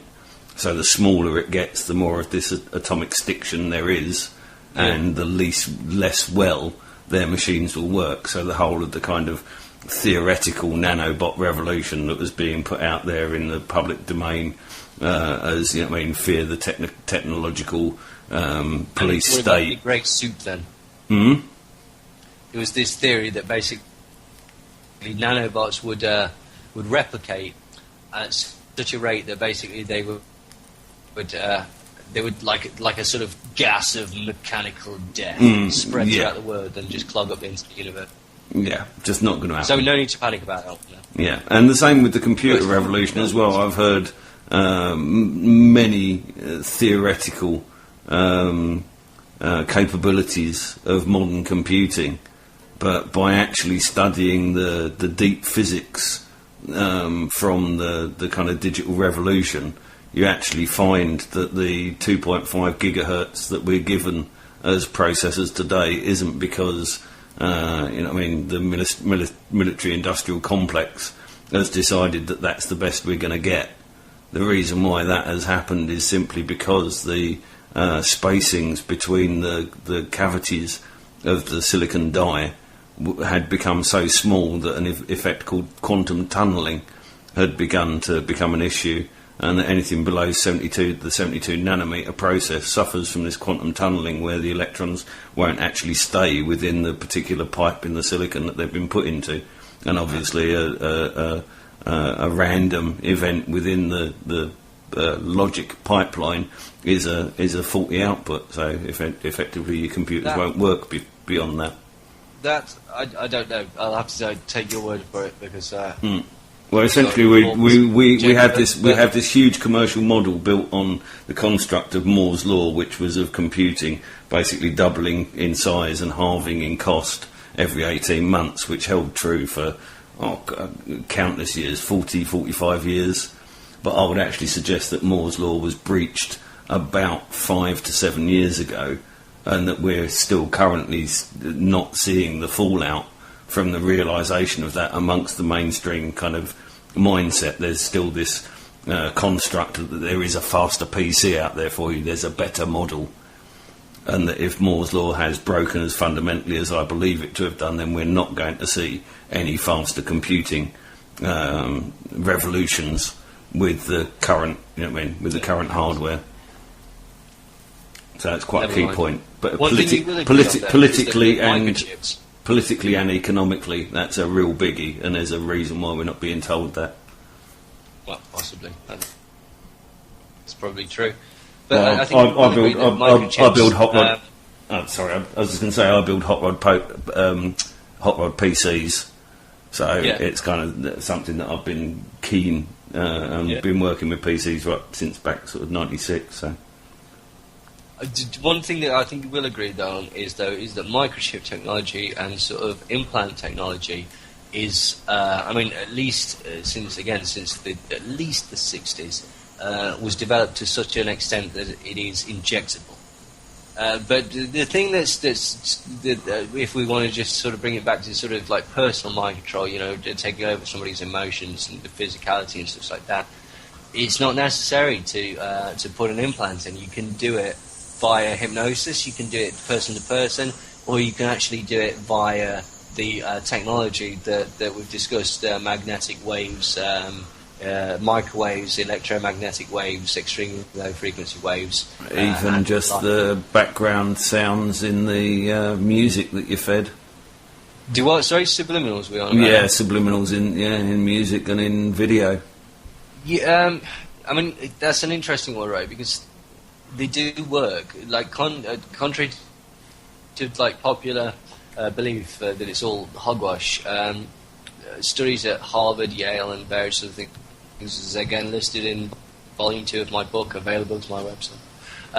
Discuss that basically subliminal advertising does work, and it's not illegal in America. It's still actually used in America. And what's really strange is that negative subliminals actually affect people more than positive subliminals. For example, there was one particular Harvard experiment, I believe it was Harvard, I could be wrong, where essentially people were given a computer task, a really simple sort of basic maths principle, tick the green boxes, all that sort of rubbish, really, really easy to do, and they were told to do this as quickly as possible and vacate the room. And there were 2 lots of subjects. One of them received subliminal messages in exactly the same way as the now sort of touted as absolute twaddle James Vickery experiment. You know, the one where he flashed up drink Coke, eat popcorn, which will apparently turn out to be fraudulent. I don't know whether that's true or not. But they tried that again in this particular experiment, and one set of subjects got positive messages, like just positive words, like nice, happy, pleasant, powerful. responsive, all that sort of thing, positive phrases. The other set of people got negative phrases like diseased and malformed and horrible and negative. Anything that could be perceived negative. What was interesting is that basically the people that were receiving the negative subliminals found it much harder to complete the task. They took markedly longer to complete the very, very simple tasks and just get out of the room. The people that received the positive subliminals actually did it very well and reported positive feelings afterwards. But this is not an isolated study. Subliminals do actually work. I know this is like anyone would be like mainstream scientists would be like, rubbish, absolutely rubbish. There are mainstream studies which I've listed in my book that basically show that subliminal advertising, the brain does pick up subliminal messages that you do not consciously notice. Again, in the mainstream, in one sentence they'll tell you that this is utter rubbish, it doesn't work, and in the next sentence they'll tell you to go out and buy Darren Brown's new DVD because he's fantastic. Look at this. He shows on the mainstream how subliminal, and I'm very aware that it's an end. We're back after a pee and a cup of tea. I don't know about you. That's certainly what I got up to. Just a quick apology for the appalling stream stability tonight. I've got a sneaking suspicion the England to Ireland main broadband may be some sort of a satellite connection, and whenever we have bad weather in the Irish Sea, we seem to have problems with the stream on the receiving end and sometimes on the transmitting end, and we appear to be having those tonight. And I know there's a belter coming down the Irish Sea at you. Don't sugarcoat. Yeah, so we're being targeted by the government.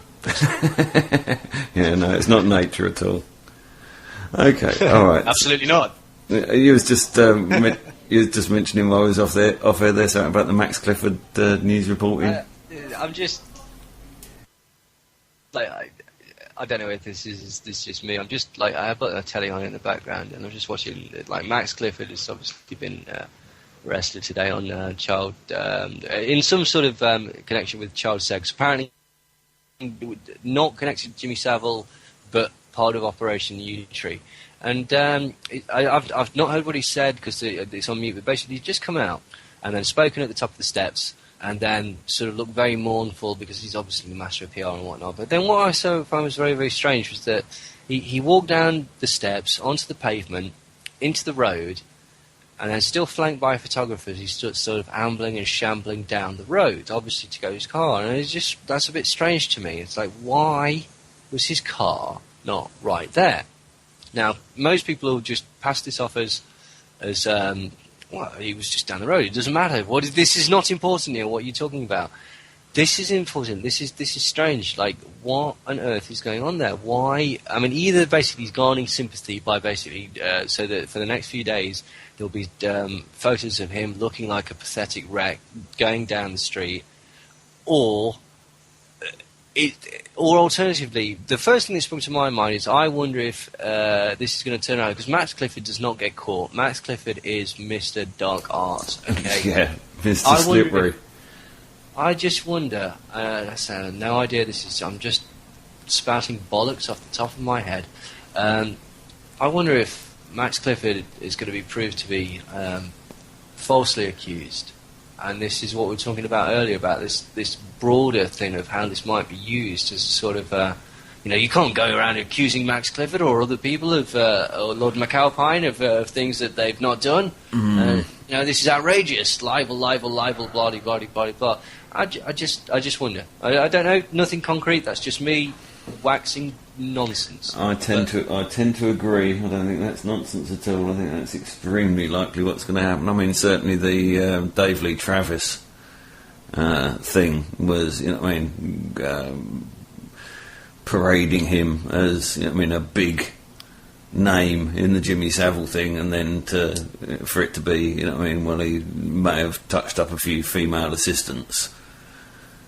Just going back to the Leveson inquiry, right, because obviously this whole thing is probably connected.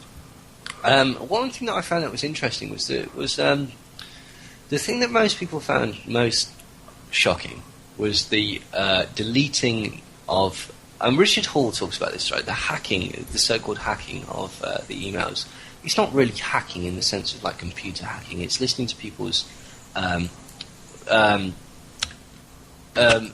recorded messages on their phone. Reprehensible as that is, it's not hacking.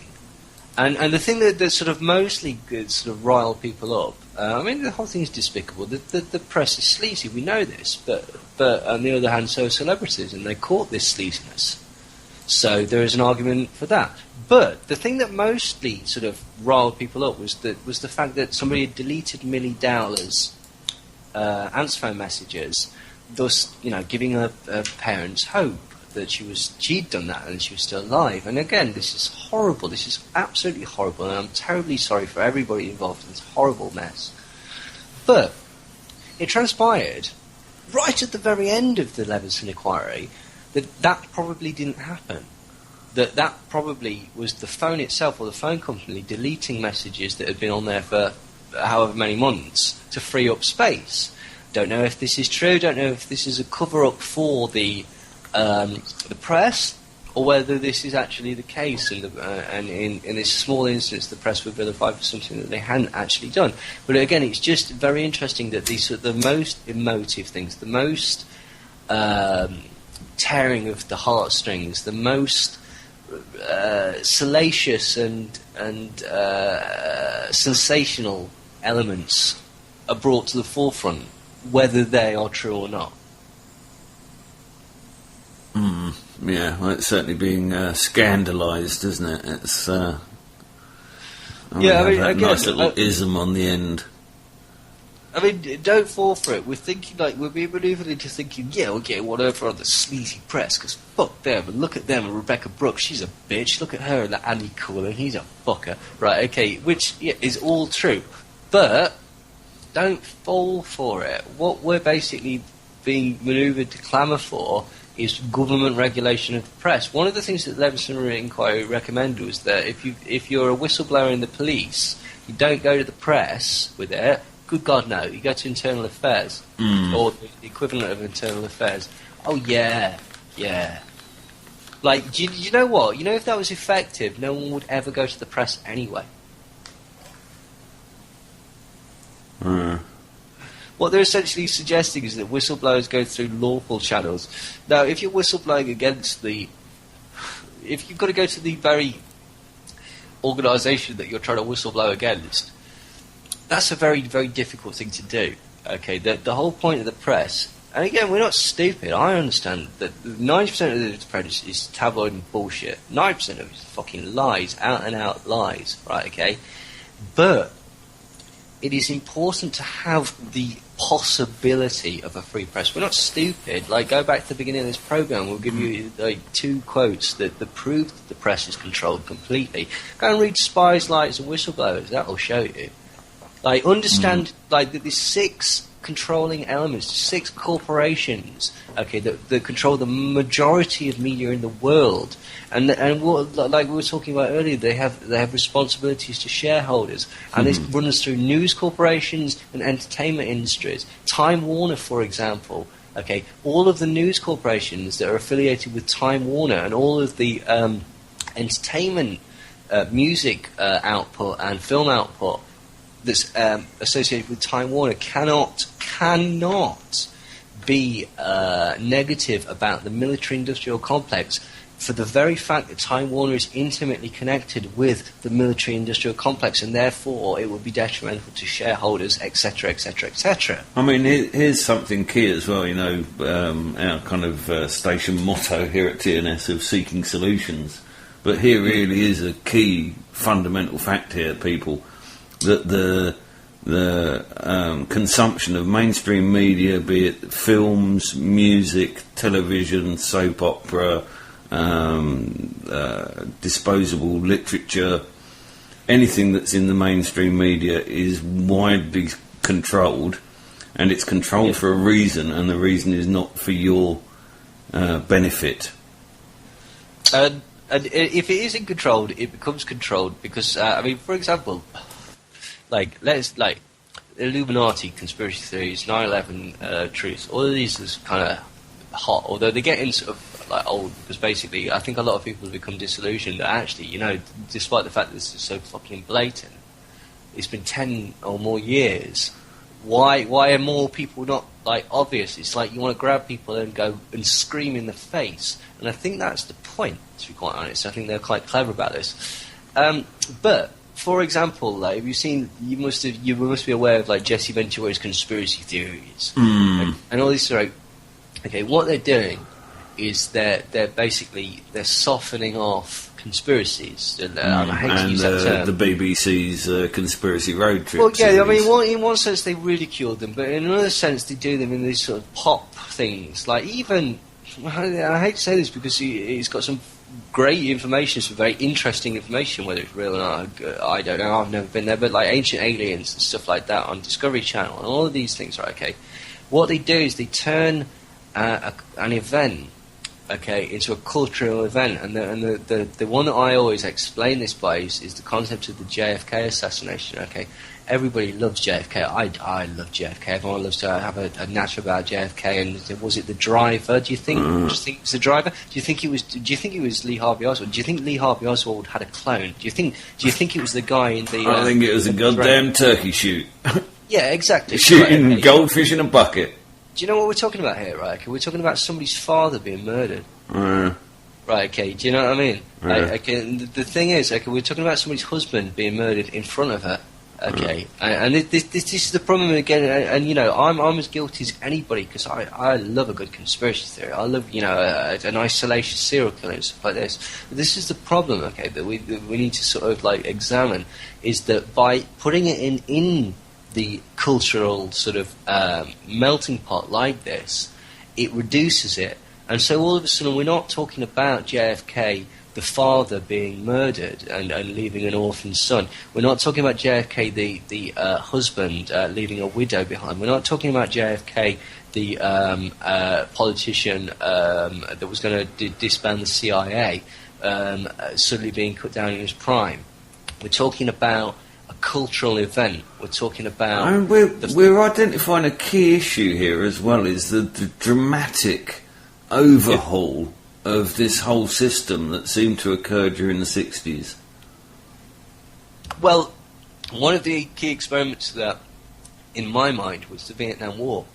And what they did wrong there was they embedded journalists and just told them, you know, they had their propaganda in this series, obviously, but basically, too much got back. Far too much got back. And they do these things, like, same thing with the hippie movement, like, again, hate to be a whore like this, but go to my website, neilsandersmindcontrol.com, have a look at my second volume of the book, the whole hippie movement. You blatant self-publicist. I know, I'm terrible. Hideous. I know. So, but somebody's got to pay for all this. Anybody I think this is Jonathan Ross. It's got enough swearing. Honestly, somebody's got to pay for all this beer and roosters.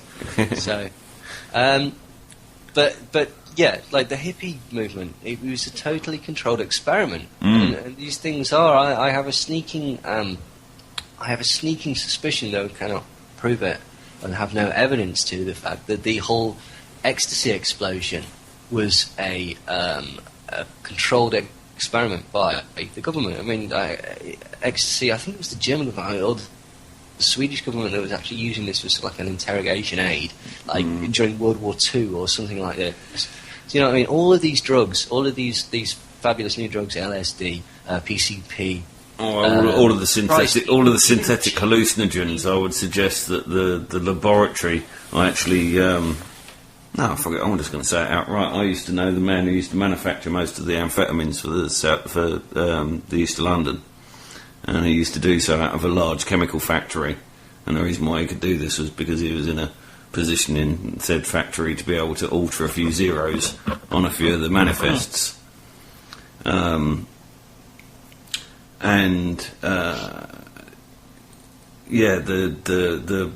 required quantities for production on the sort of scale that we see of the synthetics on the mainstream market is just not the sort of thing that you can do in a kitchen. You know, I mean, we're talking barrels of ingredients in order to make a single batch. And in fact, that was one of his things, was that he could only actually afford, could only con the lab time in order to make large batches at a go. Yeah. I mean, crikey, I'm quite in New Jack City here. And there's no poppy fields in Harlem. Nobody in Harlem's got a boat. Okay. Do you know what I mean? Don't get the wrong zone. Read Mr. Nice, right, and read between the lines. Who's he working with? MI5, MI6. That's curious, isn't it? That's just very curious. The main drug dealers in America, I've talked about this before, Freeway Ricky Ross, Harry Ag. Who are they working with? Medellin. Who's that facilitated by? The CIA. The Shower Posse in Jamaica. A lot of people probably don't want to know this, but basically this is a very powerful gang that ran a lot of Jamaica. Very, very recently, one of their key members was actually arrested. Actually, probably a couple of years ago now. My memory's a bit sketchy. Essentially, you research it, you find that they were running drugs and guns for the CIA. This is why they got to be where they were. If you want to get really, really, really paranoid about it, and I'm only saying this because I've had a couple of beers, is if you want to go really, really paranoid about it, look at the gangs in America. Look at the street gangs like the Folks, Bloods, Crips, Gangster Disciples, P-Stones, all of these. They have designated symbols and signs to show their affiliation.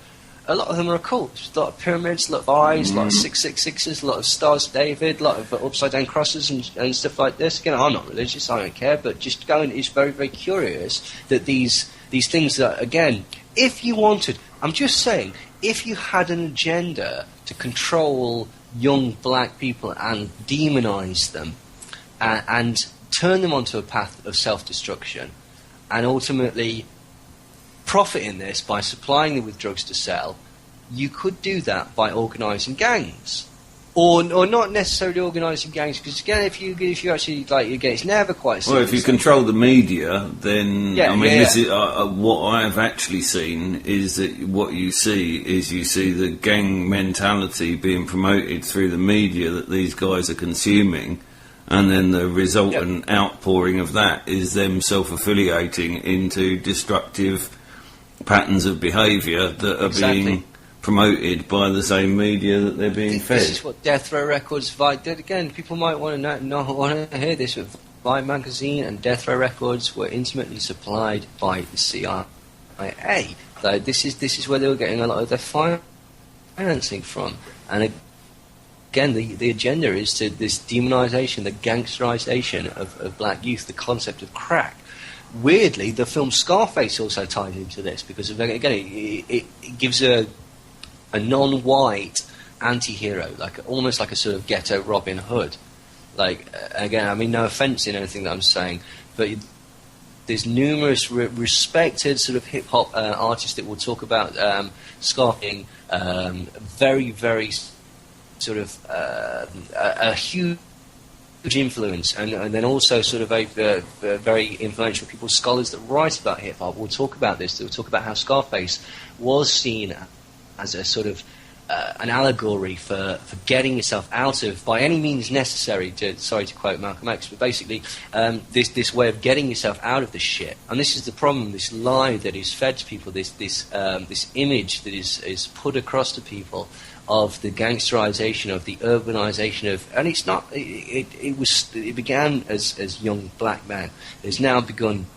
Well, it's not begun. It is now all young people. You won't find a 14 or a 15-year-old that doesn't use street slang. Again, I'm not going to go at them. Do you know what I mean? But this is, people think that this is organic, and it's weird. As you get a bit older, you say, "Shit, they're doing exactly the same shit that I used to do." Or they're using the same phrases that I used to do. They've tweaked it a little bit. Do you know what I mean? It's almost as if there's a cyclic. Systematic. No, I have roomfuls of them here, and I'm constantly admonishing them for their revelry in a culture that is just so far beyond their own, and they actually sound so fake and inauthentic in trying to adopt. They're finding the way that's fine. And it's funny enough, I actually used. You know what I mean? I still fucking do it, for God's sake. So go on, man.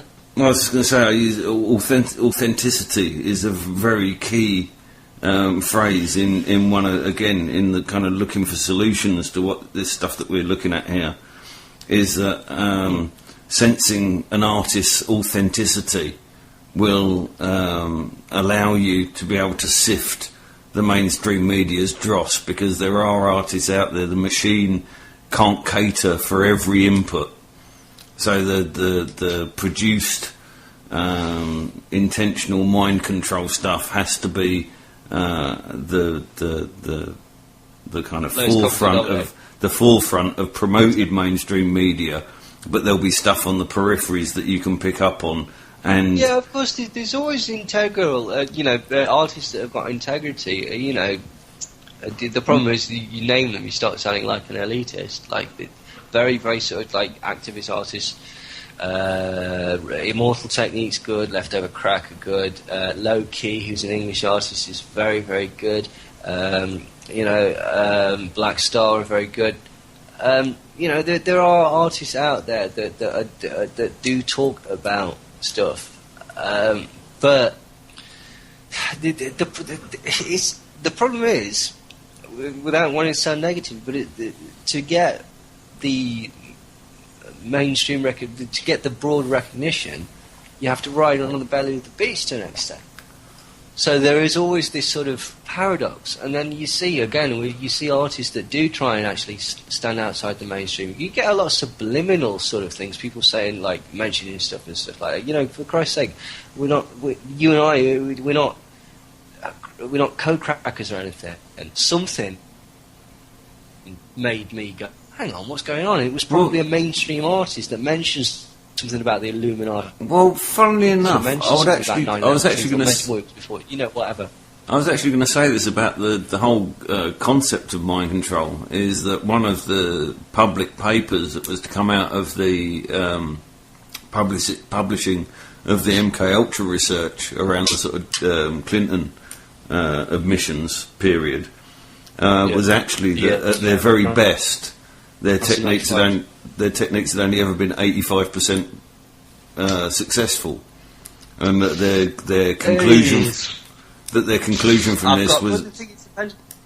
Sorry. The thing is with that, man, Jack, right? Okay, no, sorry. The thing with that, right, is it depends which fucking paper you read. I had this sort of debate with a guy on another radio show who says, well, I've seen a paper that proves that hypnosis is useless in gaining a confession from a suspect. He says, it's fine, mate, but I've got 10 papers that show the exact opposite. Mm.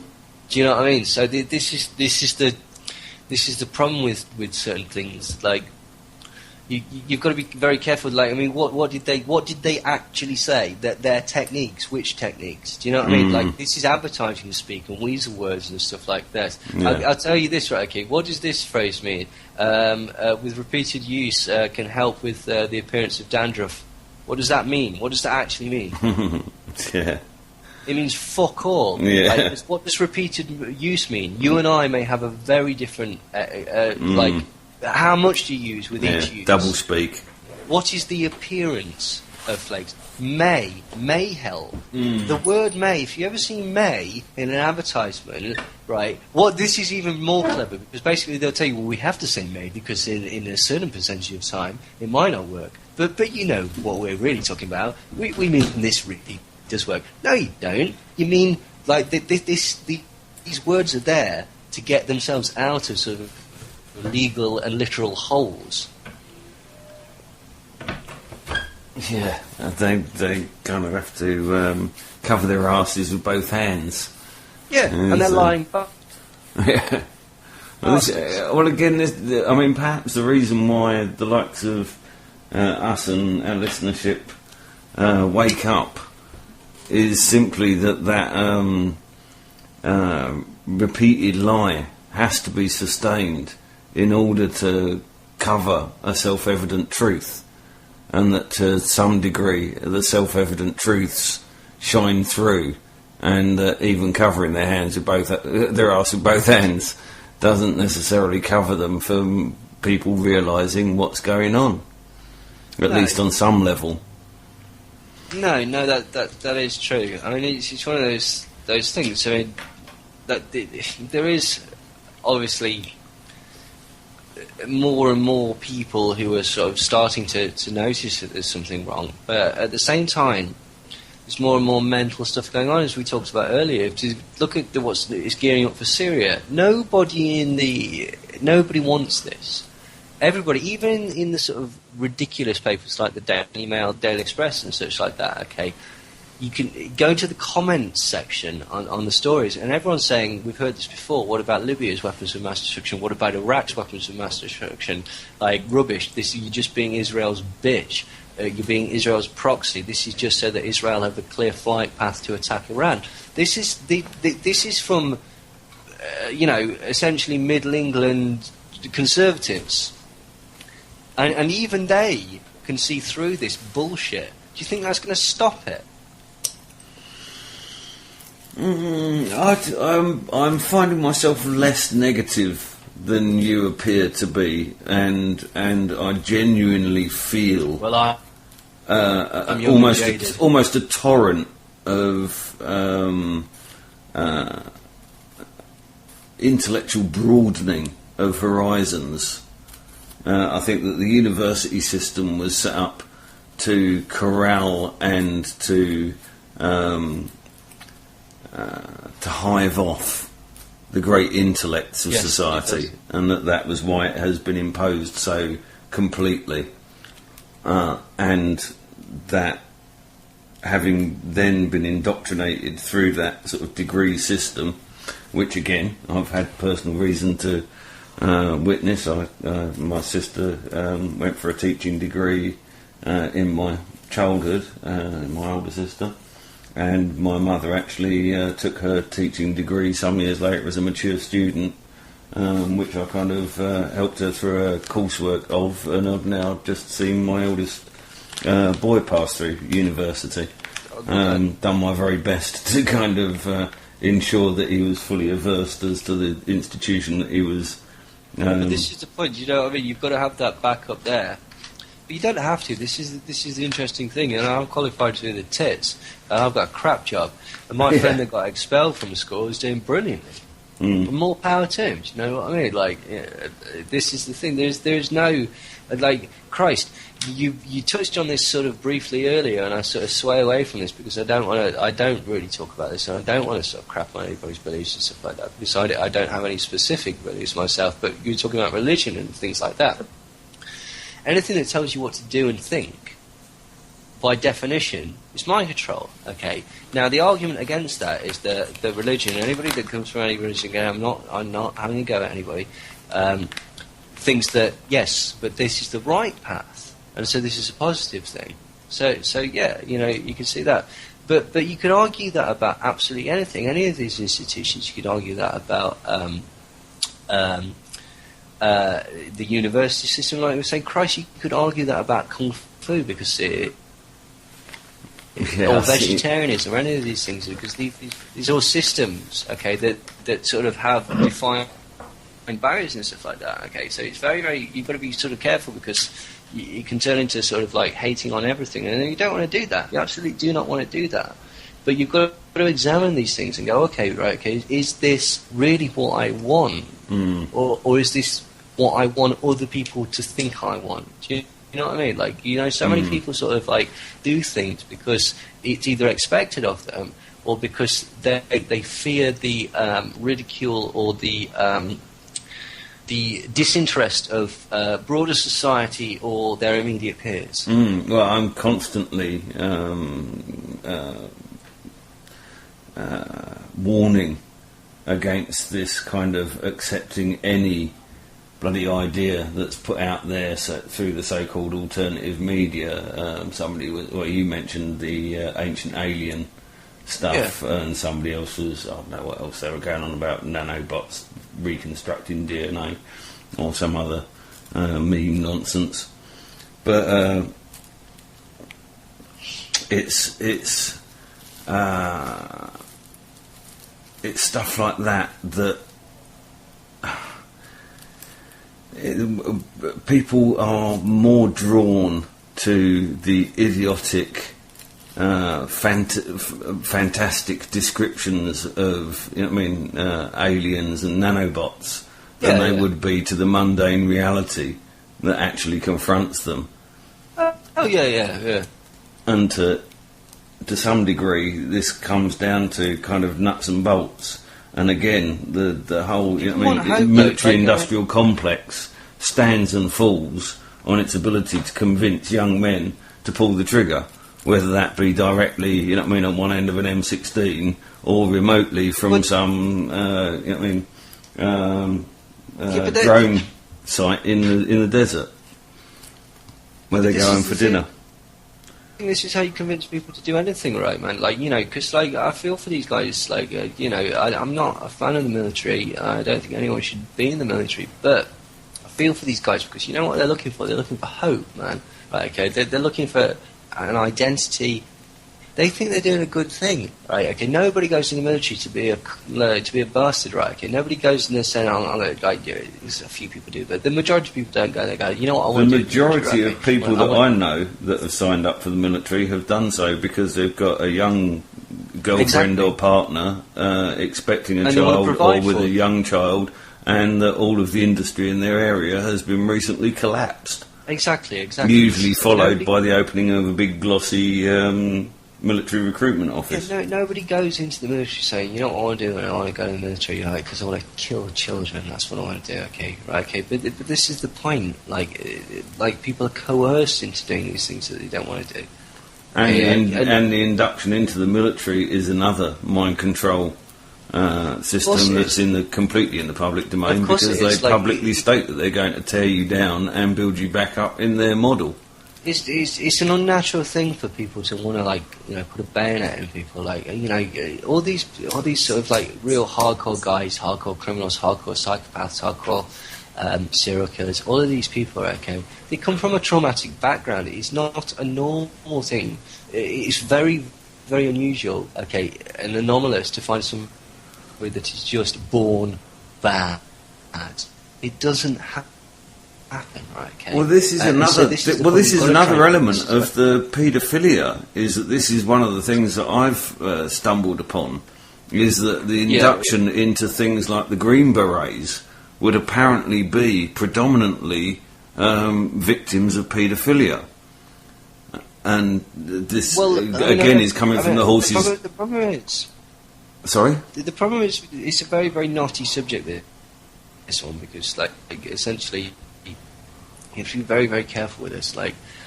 The argument I have heard, certainly the Freudian argument, which certain people would obviously discount, I'm not saying this is my view, is that the paedophilia is a result of a sort of trauma at a certain psychosexual stage.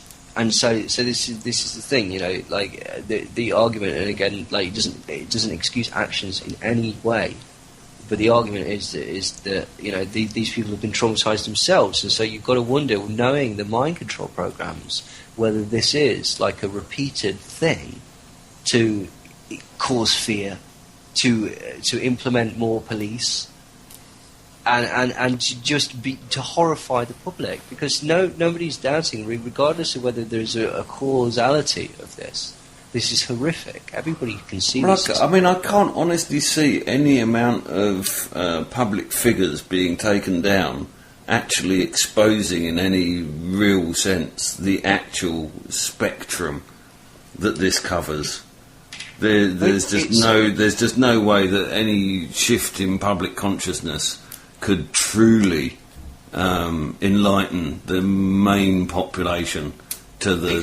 People are interested, I hate to say this right a bit, that people really don't want to know, about the sort of more negative nature of things. Well, let me just give an example as to the reason why people really should care about this, is because having spoken to an ex-Manchester policeman, he clearly stated that in his estimate, a clear 95% of all of his what he called regular customers were the children from the local children's home, who were all various abuse victims, and would all turn up as regular as clockwork on his doorstep, on his beat, on his police station. And You know, essentially, strange, right? he was charged with having to return them to the very homes at which they were being abused and taking whatever criminal actions to try and escape from. So what we're actually talking about here is that the majority of the criminality that we see in society is actually being driven by this goddamn behaviour. And this is what I was talking about earlier with the fallout, the human detritus from this behaviour on a society is immense. I mean, certainly it does seem to run through a lot of facets of society, you know, like the Franklin scandal talks about, and like other mind control victims like Kathy O'Brien and Bryce Taylor, Karen O'Sullivan and people like this talk about being used as either in child sex, child pornography, or as drug mules. And so the entertainment industry, the sex industry, the drug industry, the television industry, the movie industry, it's certainly the care home industry, and then tying in with obviously judicial and top-level police, elite people, business and such like that. It certainly does seem to span an incredibly broad strata of society. But again, this is the thing, people, it is huge. It is absolutely huge. And people, rightly so, just don't want to know about it a lot of the time. Well, I mean, first of all, you've got the immediate revulsion, because in order to be able to think about this subject, you can't help but consider the despicable acts being carried out on children, and that's something that has been remarked on for me with some of the people that I deal with and the stories that I hear, is that they're always they find it remarkable that I'm able to, I don't know, somehow compartmentalise this and still function on a day-to-day basis. And I do have to say that it really doesn't give me nightmares. People are able to bring whatever story to me, and I'll quite gladly kind of absorb it if they want, you know what I mean? If they want me to respond to it, then I'll respond to it. If they want some sort of solution for a situation, then I'll offer some sort of considered solution. But largely most people, I find, just simply want somebody to accept what they're saying without being critical or making presumptions or... Well, this is the thing, it is a naughty subject, and this is a problem. A lot of people don't want to be concerned with it, and again, you know, it's been saturated in the media to the point where everyone's, to be quite honest, sick of it in this particular sort of case. I think it'll quietly sort of just slip away. But you know, that's the point of shows like this. You know, to get people interested in, not interested, it's the wrong word. To get people informed and to get people to look at these things and to consider the sort of broader elements. I mean, for Christ's sake, right? Okay, we're talking about, we're really on the brink of going into another war. We're in a constant state of war. This is the thing. This is the powerful nature of the media, particularly in this sort of mind control sense. That people love twaddle, right? Okay, people love the royal family and stuff like that. Okay, like, do you know how many kids are dying? Like, Christ, this is the ludicrous thing about it. Okay, this Syria chemical weapons farce, absolute farce. What would you count as chemical weapons? White phosphorus. White phosphorus. What do you mean? White phosphorus that is used in Gaza on almost a daily basis sometimes. Why does nobody check North Korea with their nuclear weapons? Because we sold them to them. Why does nobody check Israel? Because it's not part of the program. Like the chemical weapons that they found of Saddam's hidden in that truck all had American markings, didn't they? Well, yeah, I mean, that's a whole other story, though. I mean, even Saddam's alleged sort of gassing of the Kurds and such like that, there are contradictory stories that you know, again, we're not idiots. Saddam Hussein's a bastard. It's a bastard that's put in place by the American military and the American intelligence agencies, and doing in conjunction with it saddens me and infuriates me to an extent, just basically seeing that people do fall for the majority of rubbish that is put out by the news media, and how easily as well that people can be distracted I mean, again, even when they think that they're doing well and stuff like that, we're talking about this briefly earlier. Well, the people that get behind all these causes, Live Aid. What did Live Aid achieve? Seriously, tell me what Live Aid achieved. Charities, if anybody still thinks that their money that charities, they give to... Charities are a way of... do you know how much...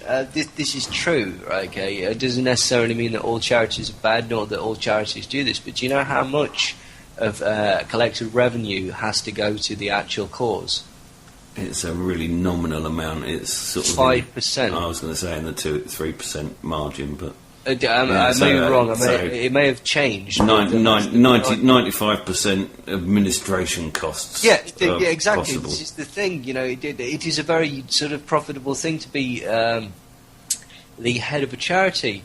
Again, when celebrities do this is always the classic one. Is this celebrity's involved in this charity, the Sudan and blah blah blah. We've recently had direct evidence of charity shops locally being run on DWP slave labour from the job placement scheme being used as fronts to fend some sort of office furniture business, and their turnover was expected to be millions a week.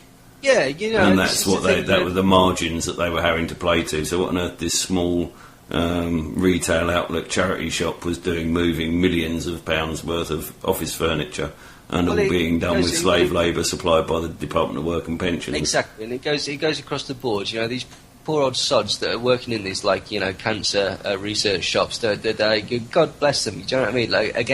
This is horrible, because I don't want to have a go at anyone that's involved in this, because they're all nice people. They feel they're doing the good thing, but they're paid a pittance.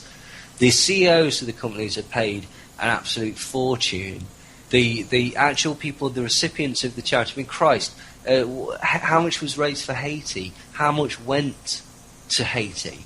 It's ridiculous. It's all corrupt. Again, I don't know if this is 100% accurate, but the documentary Starsuckers makes a very convincing argument that the original Live Aid concert and the charity that it made actually caused more damage than it actually solved, because essentially what it did was, because it was a war-torn area which was causing the famine. The argument is, and again, this is not my personal opinion, this is what I've heard, is when the charity drops were made, they were made in an area that caused a mass migration away from the sort of war-torn areas, which basically gave free rein for the warlords, which then obviously was bad in the long term. But also the sort of mass migration caused huge amounts of casualties and deaths. Perhaps even, again, I'm not sure that this is true, but I've heard that perhaps even more than died in the initial famine. It sounds entirely reasonable to me. I mean, again, this is hard, because, I'm sure, again, this is the point of mind control, mind manipulation. Everyone thought they did a nice thing. And of course they were. I'm not criticising that. World Vision is another one. World Vision has been intimately involved in CIA training camps, and John Hinckley, Mark Chapman were both World Vision aides, and essentially involved in sort of assassination type programs. Doesn't mean that World Vision per se is a bad organisation. I had a heartbreaking moment when somebody says, I give money to World Vision. Are you saying it's a bad organisation? No, not necessarily. That in a sense is genius because of it, because they use these organisations to do the opposite of what you think they do, or as a front for doing the opposite of what they think you do. Do you know what I mean? Christ, we're saying with the Haiti thing, you go up to it and all the money's disappeared, then you find that certain organisations are laundering money, then you find out that certain organisations may be involved in slave labour and slave trading and prostitution rings. Yeah, exactly. Do you know what I mean? Again, I can't prove this, but if you look it up... Bet you can buy a rock of crack on the streets of Haiti, though. Bet you can. This is the interesting thing, do you know what I mean? There'll be a drought on the weed, but, you'll always find that crack. Definitely. There'll be a drought on smack for about 4 days, so everyone's rattling, but no one's kicking. Absolutely. I was on the road, I was part of the Traveller movement, when that got targeted for heroin, and that was just a really alarming sight to see what had once been a really ahead, forward-thinking community just completely demoralised. Really, you know, so again, I'm not advocating drugs here, right, okay, but do you know heroin? Heroin's a brand name. Heroin's a brand name owned by the Bayer Corporation. It was sold, you know, quite legally. The Rothschilds essentially run the Bayers. Bayer was one of the Bauer was originally. Heroin, I was watching a documentary about it the other day. Morphine or diamorphine is this thing. All the sort of horrible effects that you see, aside from the financial and the addictive effects, which is obviously the case, all of the horrible debilitating effects and the skin effects and the teeth falling out and the ulcers and stuff like that is from the stuff that the drugs are stepped on with. And I find that very interesting. Do you know what I mean? This is yet another level. I mean, we're not stupid. We know where the drugs are coming from. They're coming from Golden Triangle, Afghanistan, and stuff like that. The government directed anyway. Intelligence agency directed anyway. Black operations directed anyway. But then you find out that the actual pure substance itself, the medicinal substance, if it is obviously it's addictive and it's not advocating it, you need a constant supply.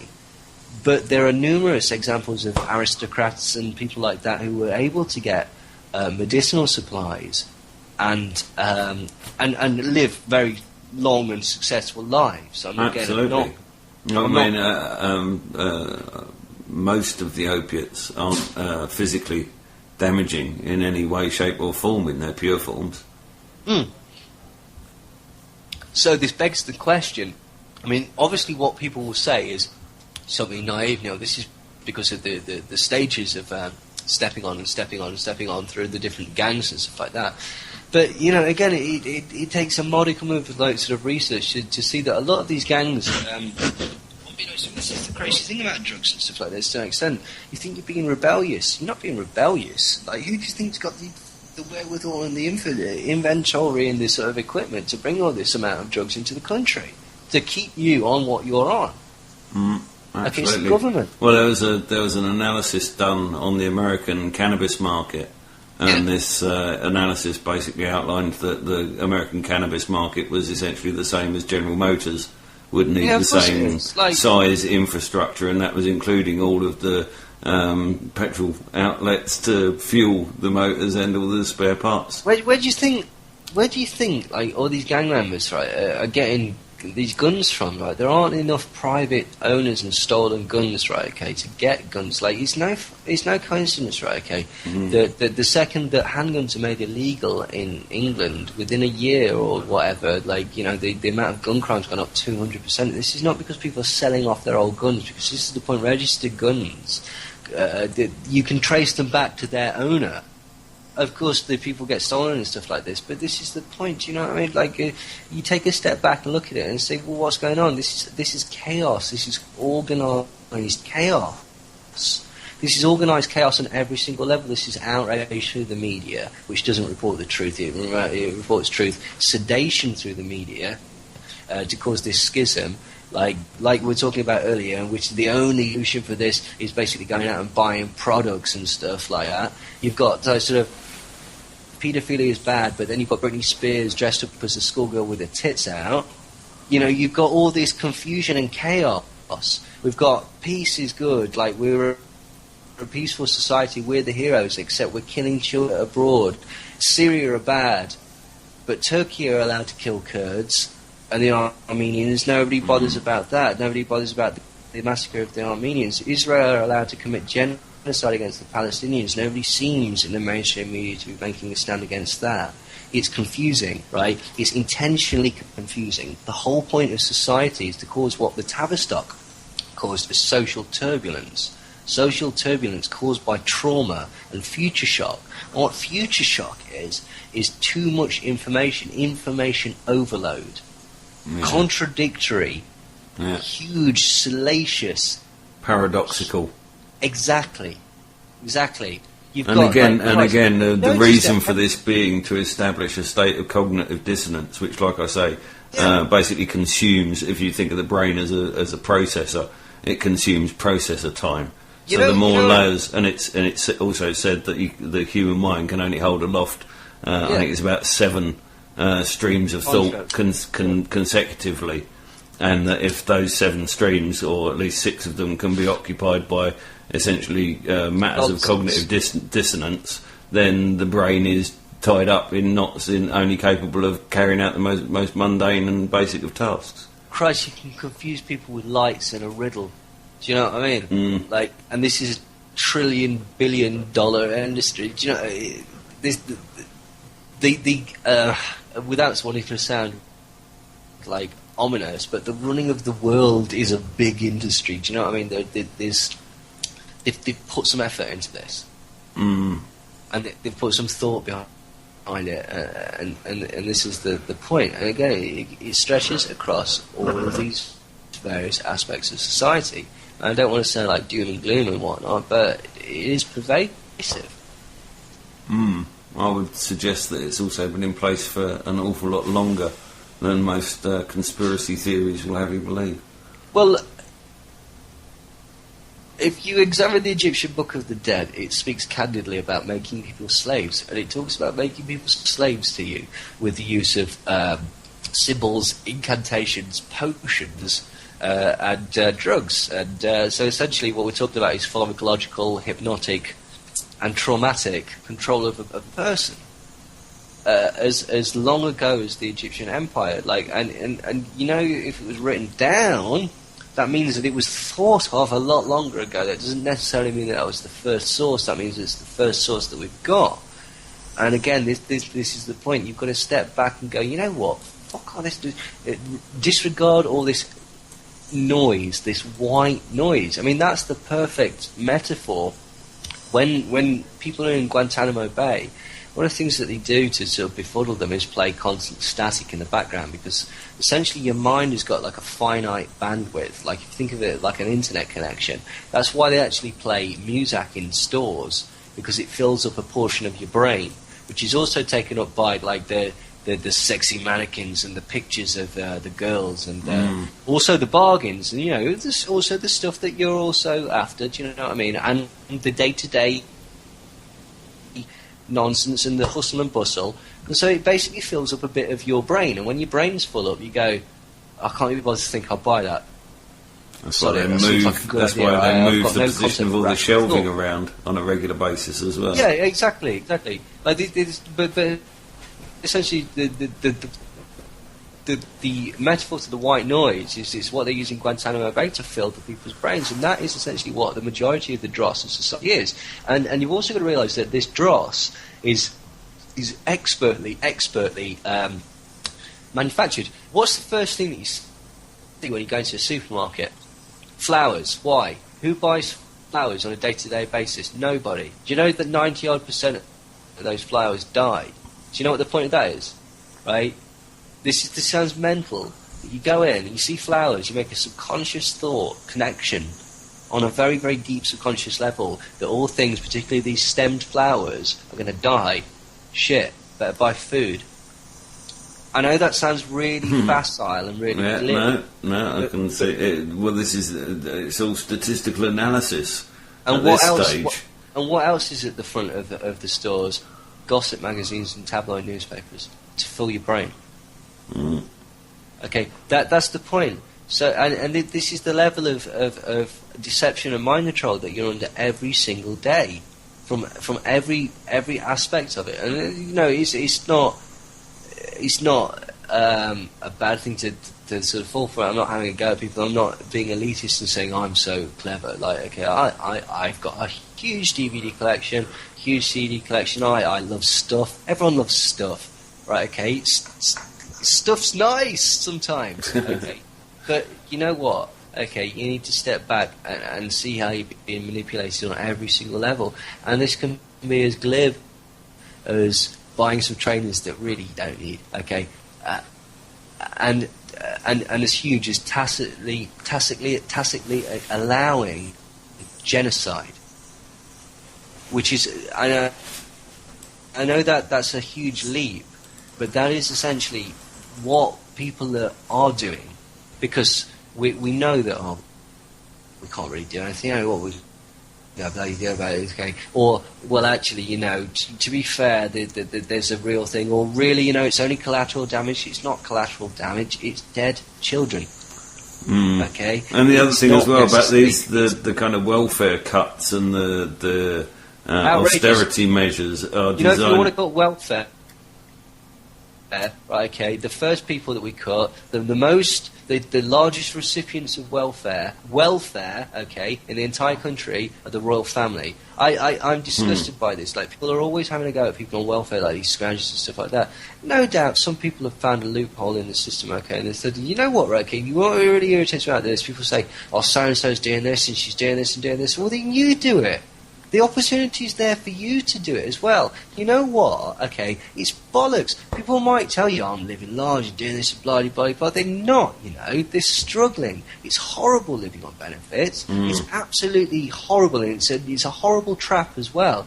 And good friends of mine, okay, they've got basically the choices, like staying on benefits, okay, and living a horrible subsisting existence, or getting a job and not seeing their children and making £10 more a month. Yes, essentially slave labour wages either way. Of course. And it also ties up an entire swathe of the population in a condition of perpetual sort of cowering. Yeah. In a frame of mind of just, please don't beat me anymore, Massa. Well, I mean, the two things that get me is there's always an article in the Daily Mail or the Daily Express, like, look at this woman, she's got 7 kids, right, okay, and she's got a free house, and she gets £20,000 a year. Yeah, but there's 9 of them. Right, that's £2,000 a year per person. They still pay electricity bills and such like, and etc. Okay, and what would you rather do? What would you rather do? Okay, because you don't know the circumstances. Again, I'm not stupid. I know people that scrounge. I know girls that have had the conversation with me and basically said, okay, I might get a job, or I might have another kid. And they've chosen to have another kid. But do you know what? Okay, that's a glass ceiling forever. They're never going to actually elevate themselves from that. And Christ, are we not in a situation? There is enough wealth. Let's stop buying fucking missiles and diamonds and stuff like that, and just let people live. Okay, for crying out loud. Okay, and again, it is ridiculous, this concept that people can live a lavish lifestyle on benefits. And I think it's very, very sinister the way that it's being manipulated to demonise the poor. Well, I don't think any of us would have a huge deal of an imagination leap to consider the world that we might, or at least the country that we might now be currently inhabiting, had the bailout trillions that have gone to save the banks had been put into the pockets of the general public. Yeah, it's cognitive dissonance, like exactly like you said, man. Like, this is the thing, people cannot make the connection. It's like, however hundreds, like, and the lies and the bullshit as well. Oh, the royal family only costs us so many million a year. That's far too much, which is ridiculous for basically a dynasty that made their money on heroin and slavery. Okay, regardless of what you feel they do for the country, because that's all codswallop as well. Because when these taxes don't go to people, like the tourism does not benefit anybody except for the government and the royal family themselves to prop themselves up. Okay, the lies.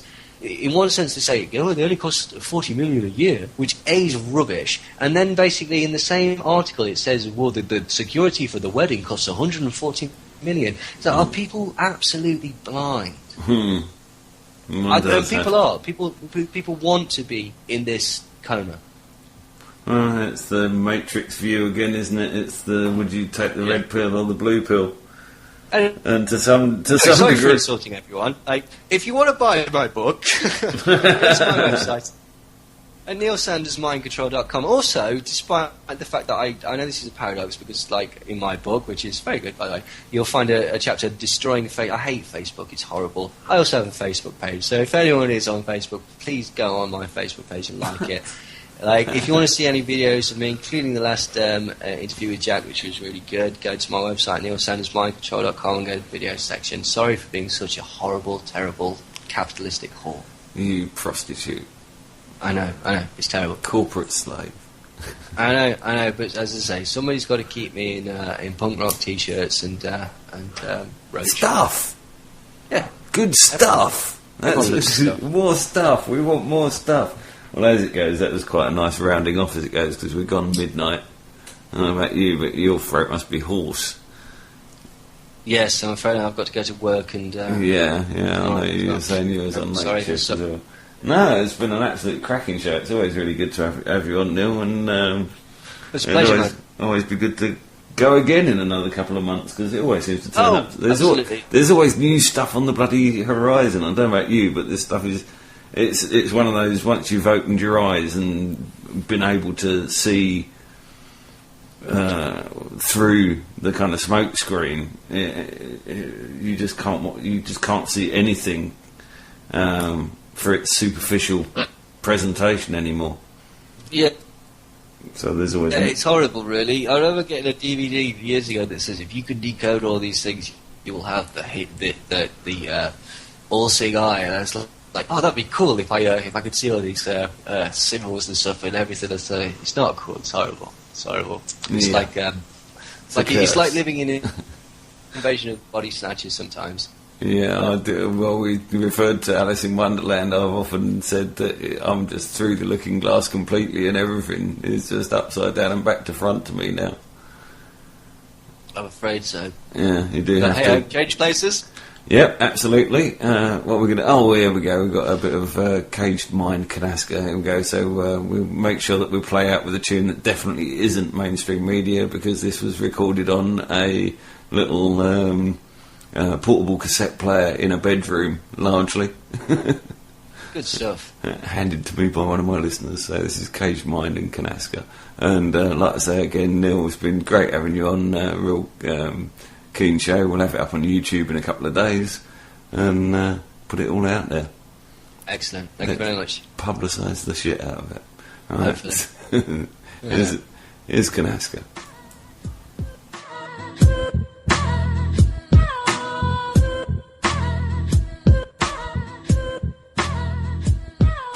Hippies got realistic, fridge filled with fish sticks. The vaccine wish list made their kids autistic. Nothing's too degrading in this.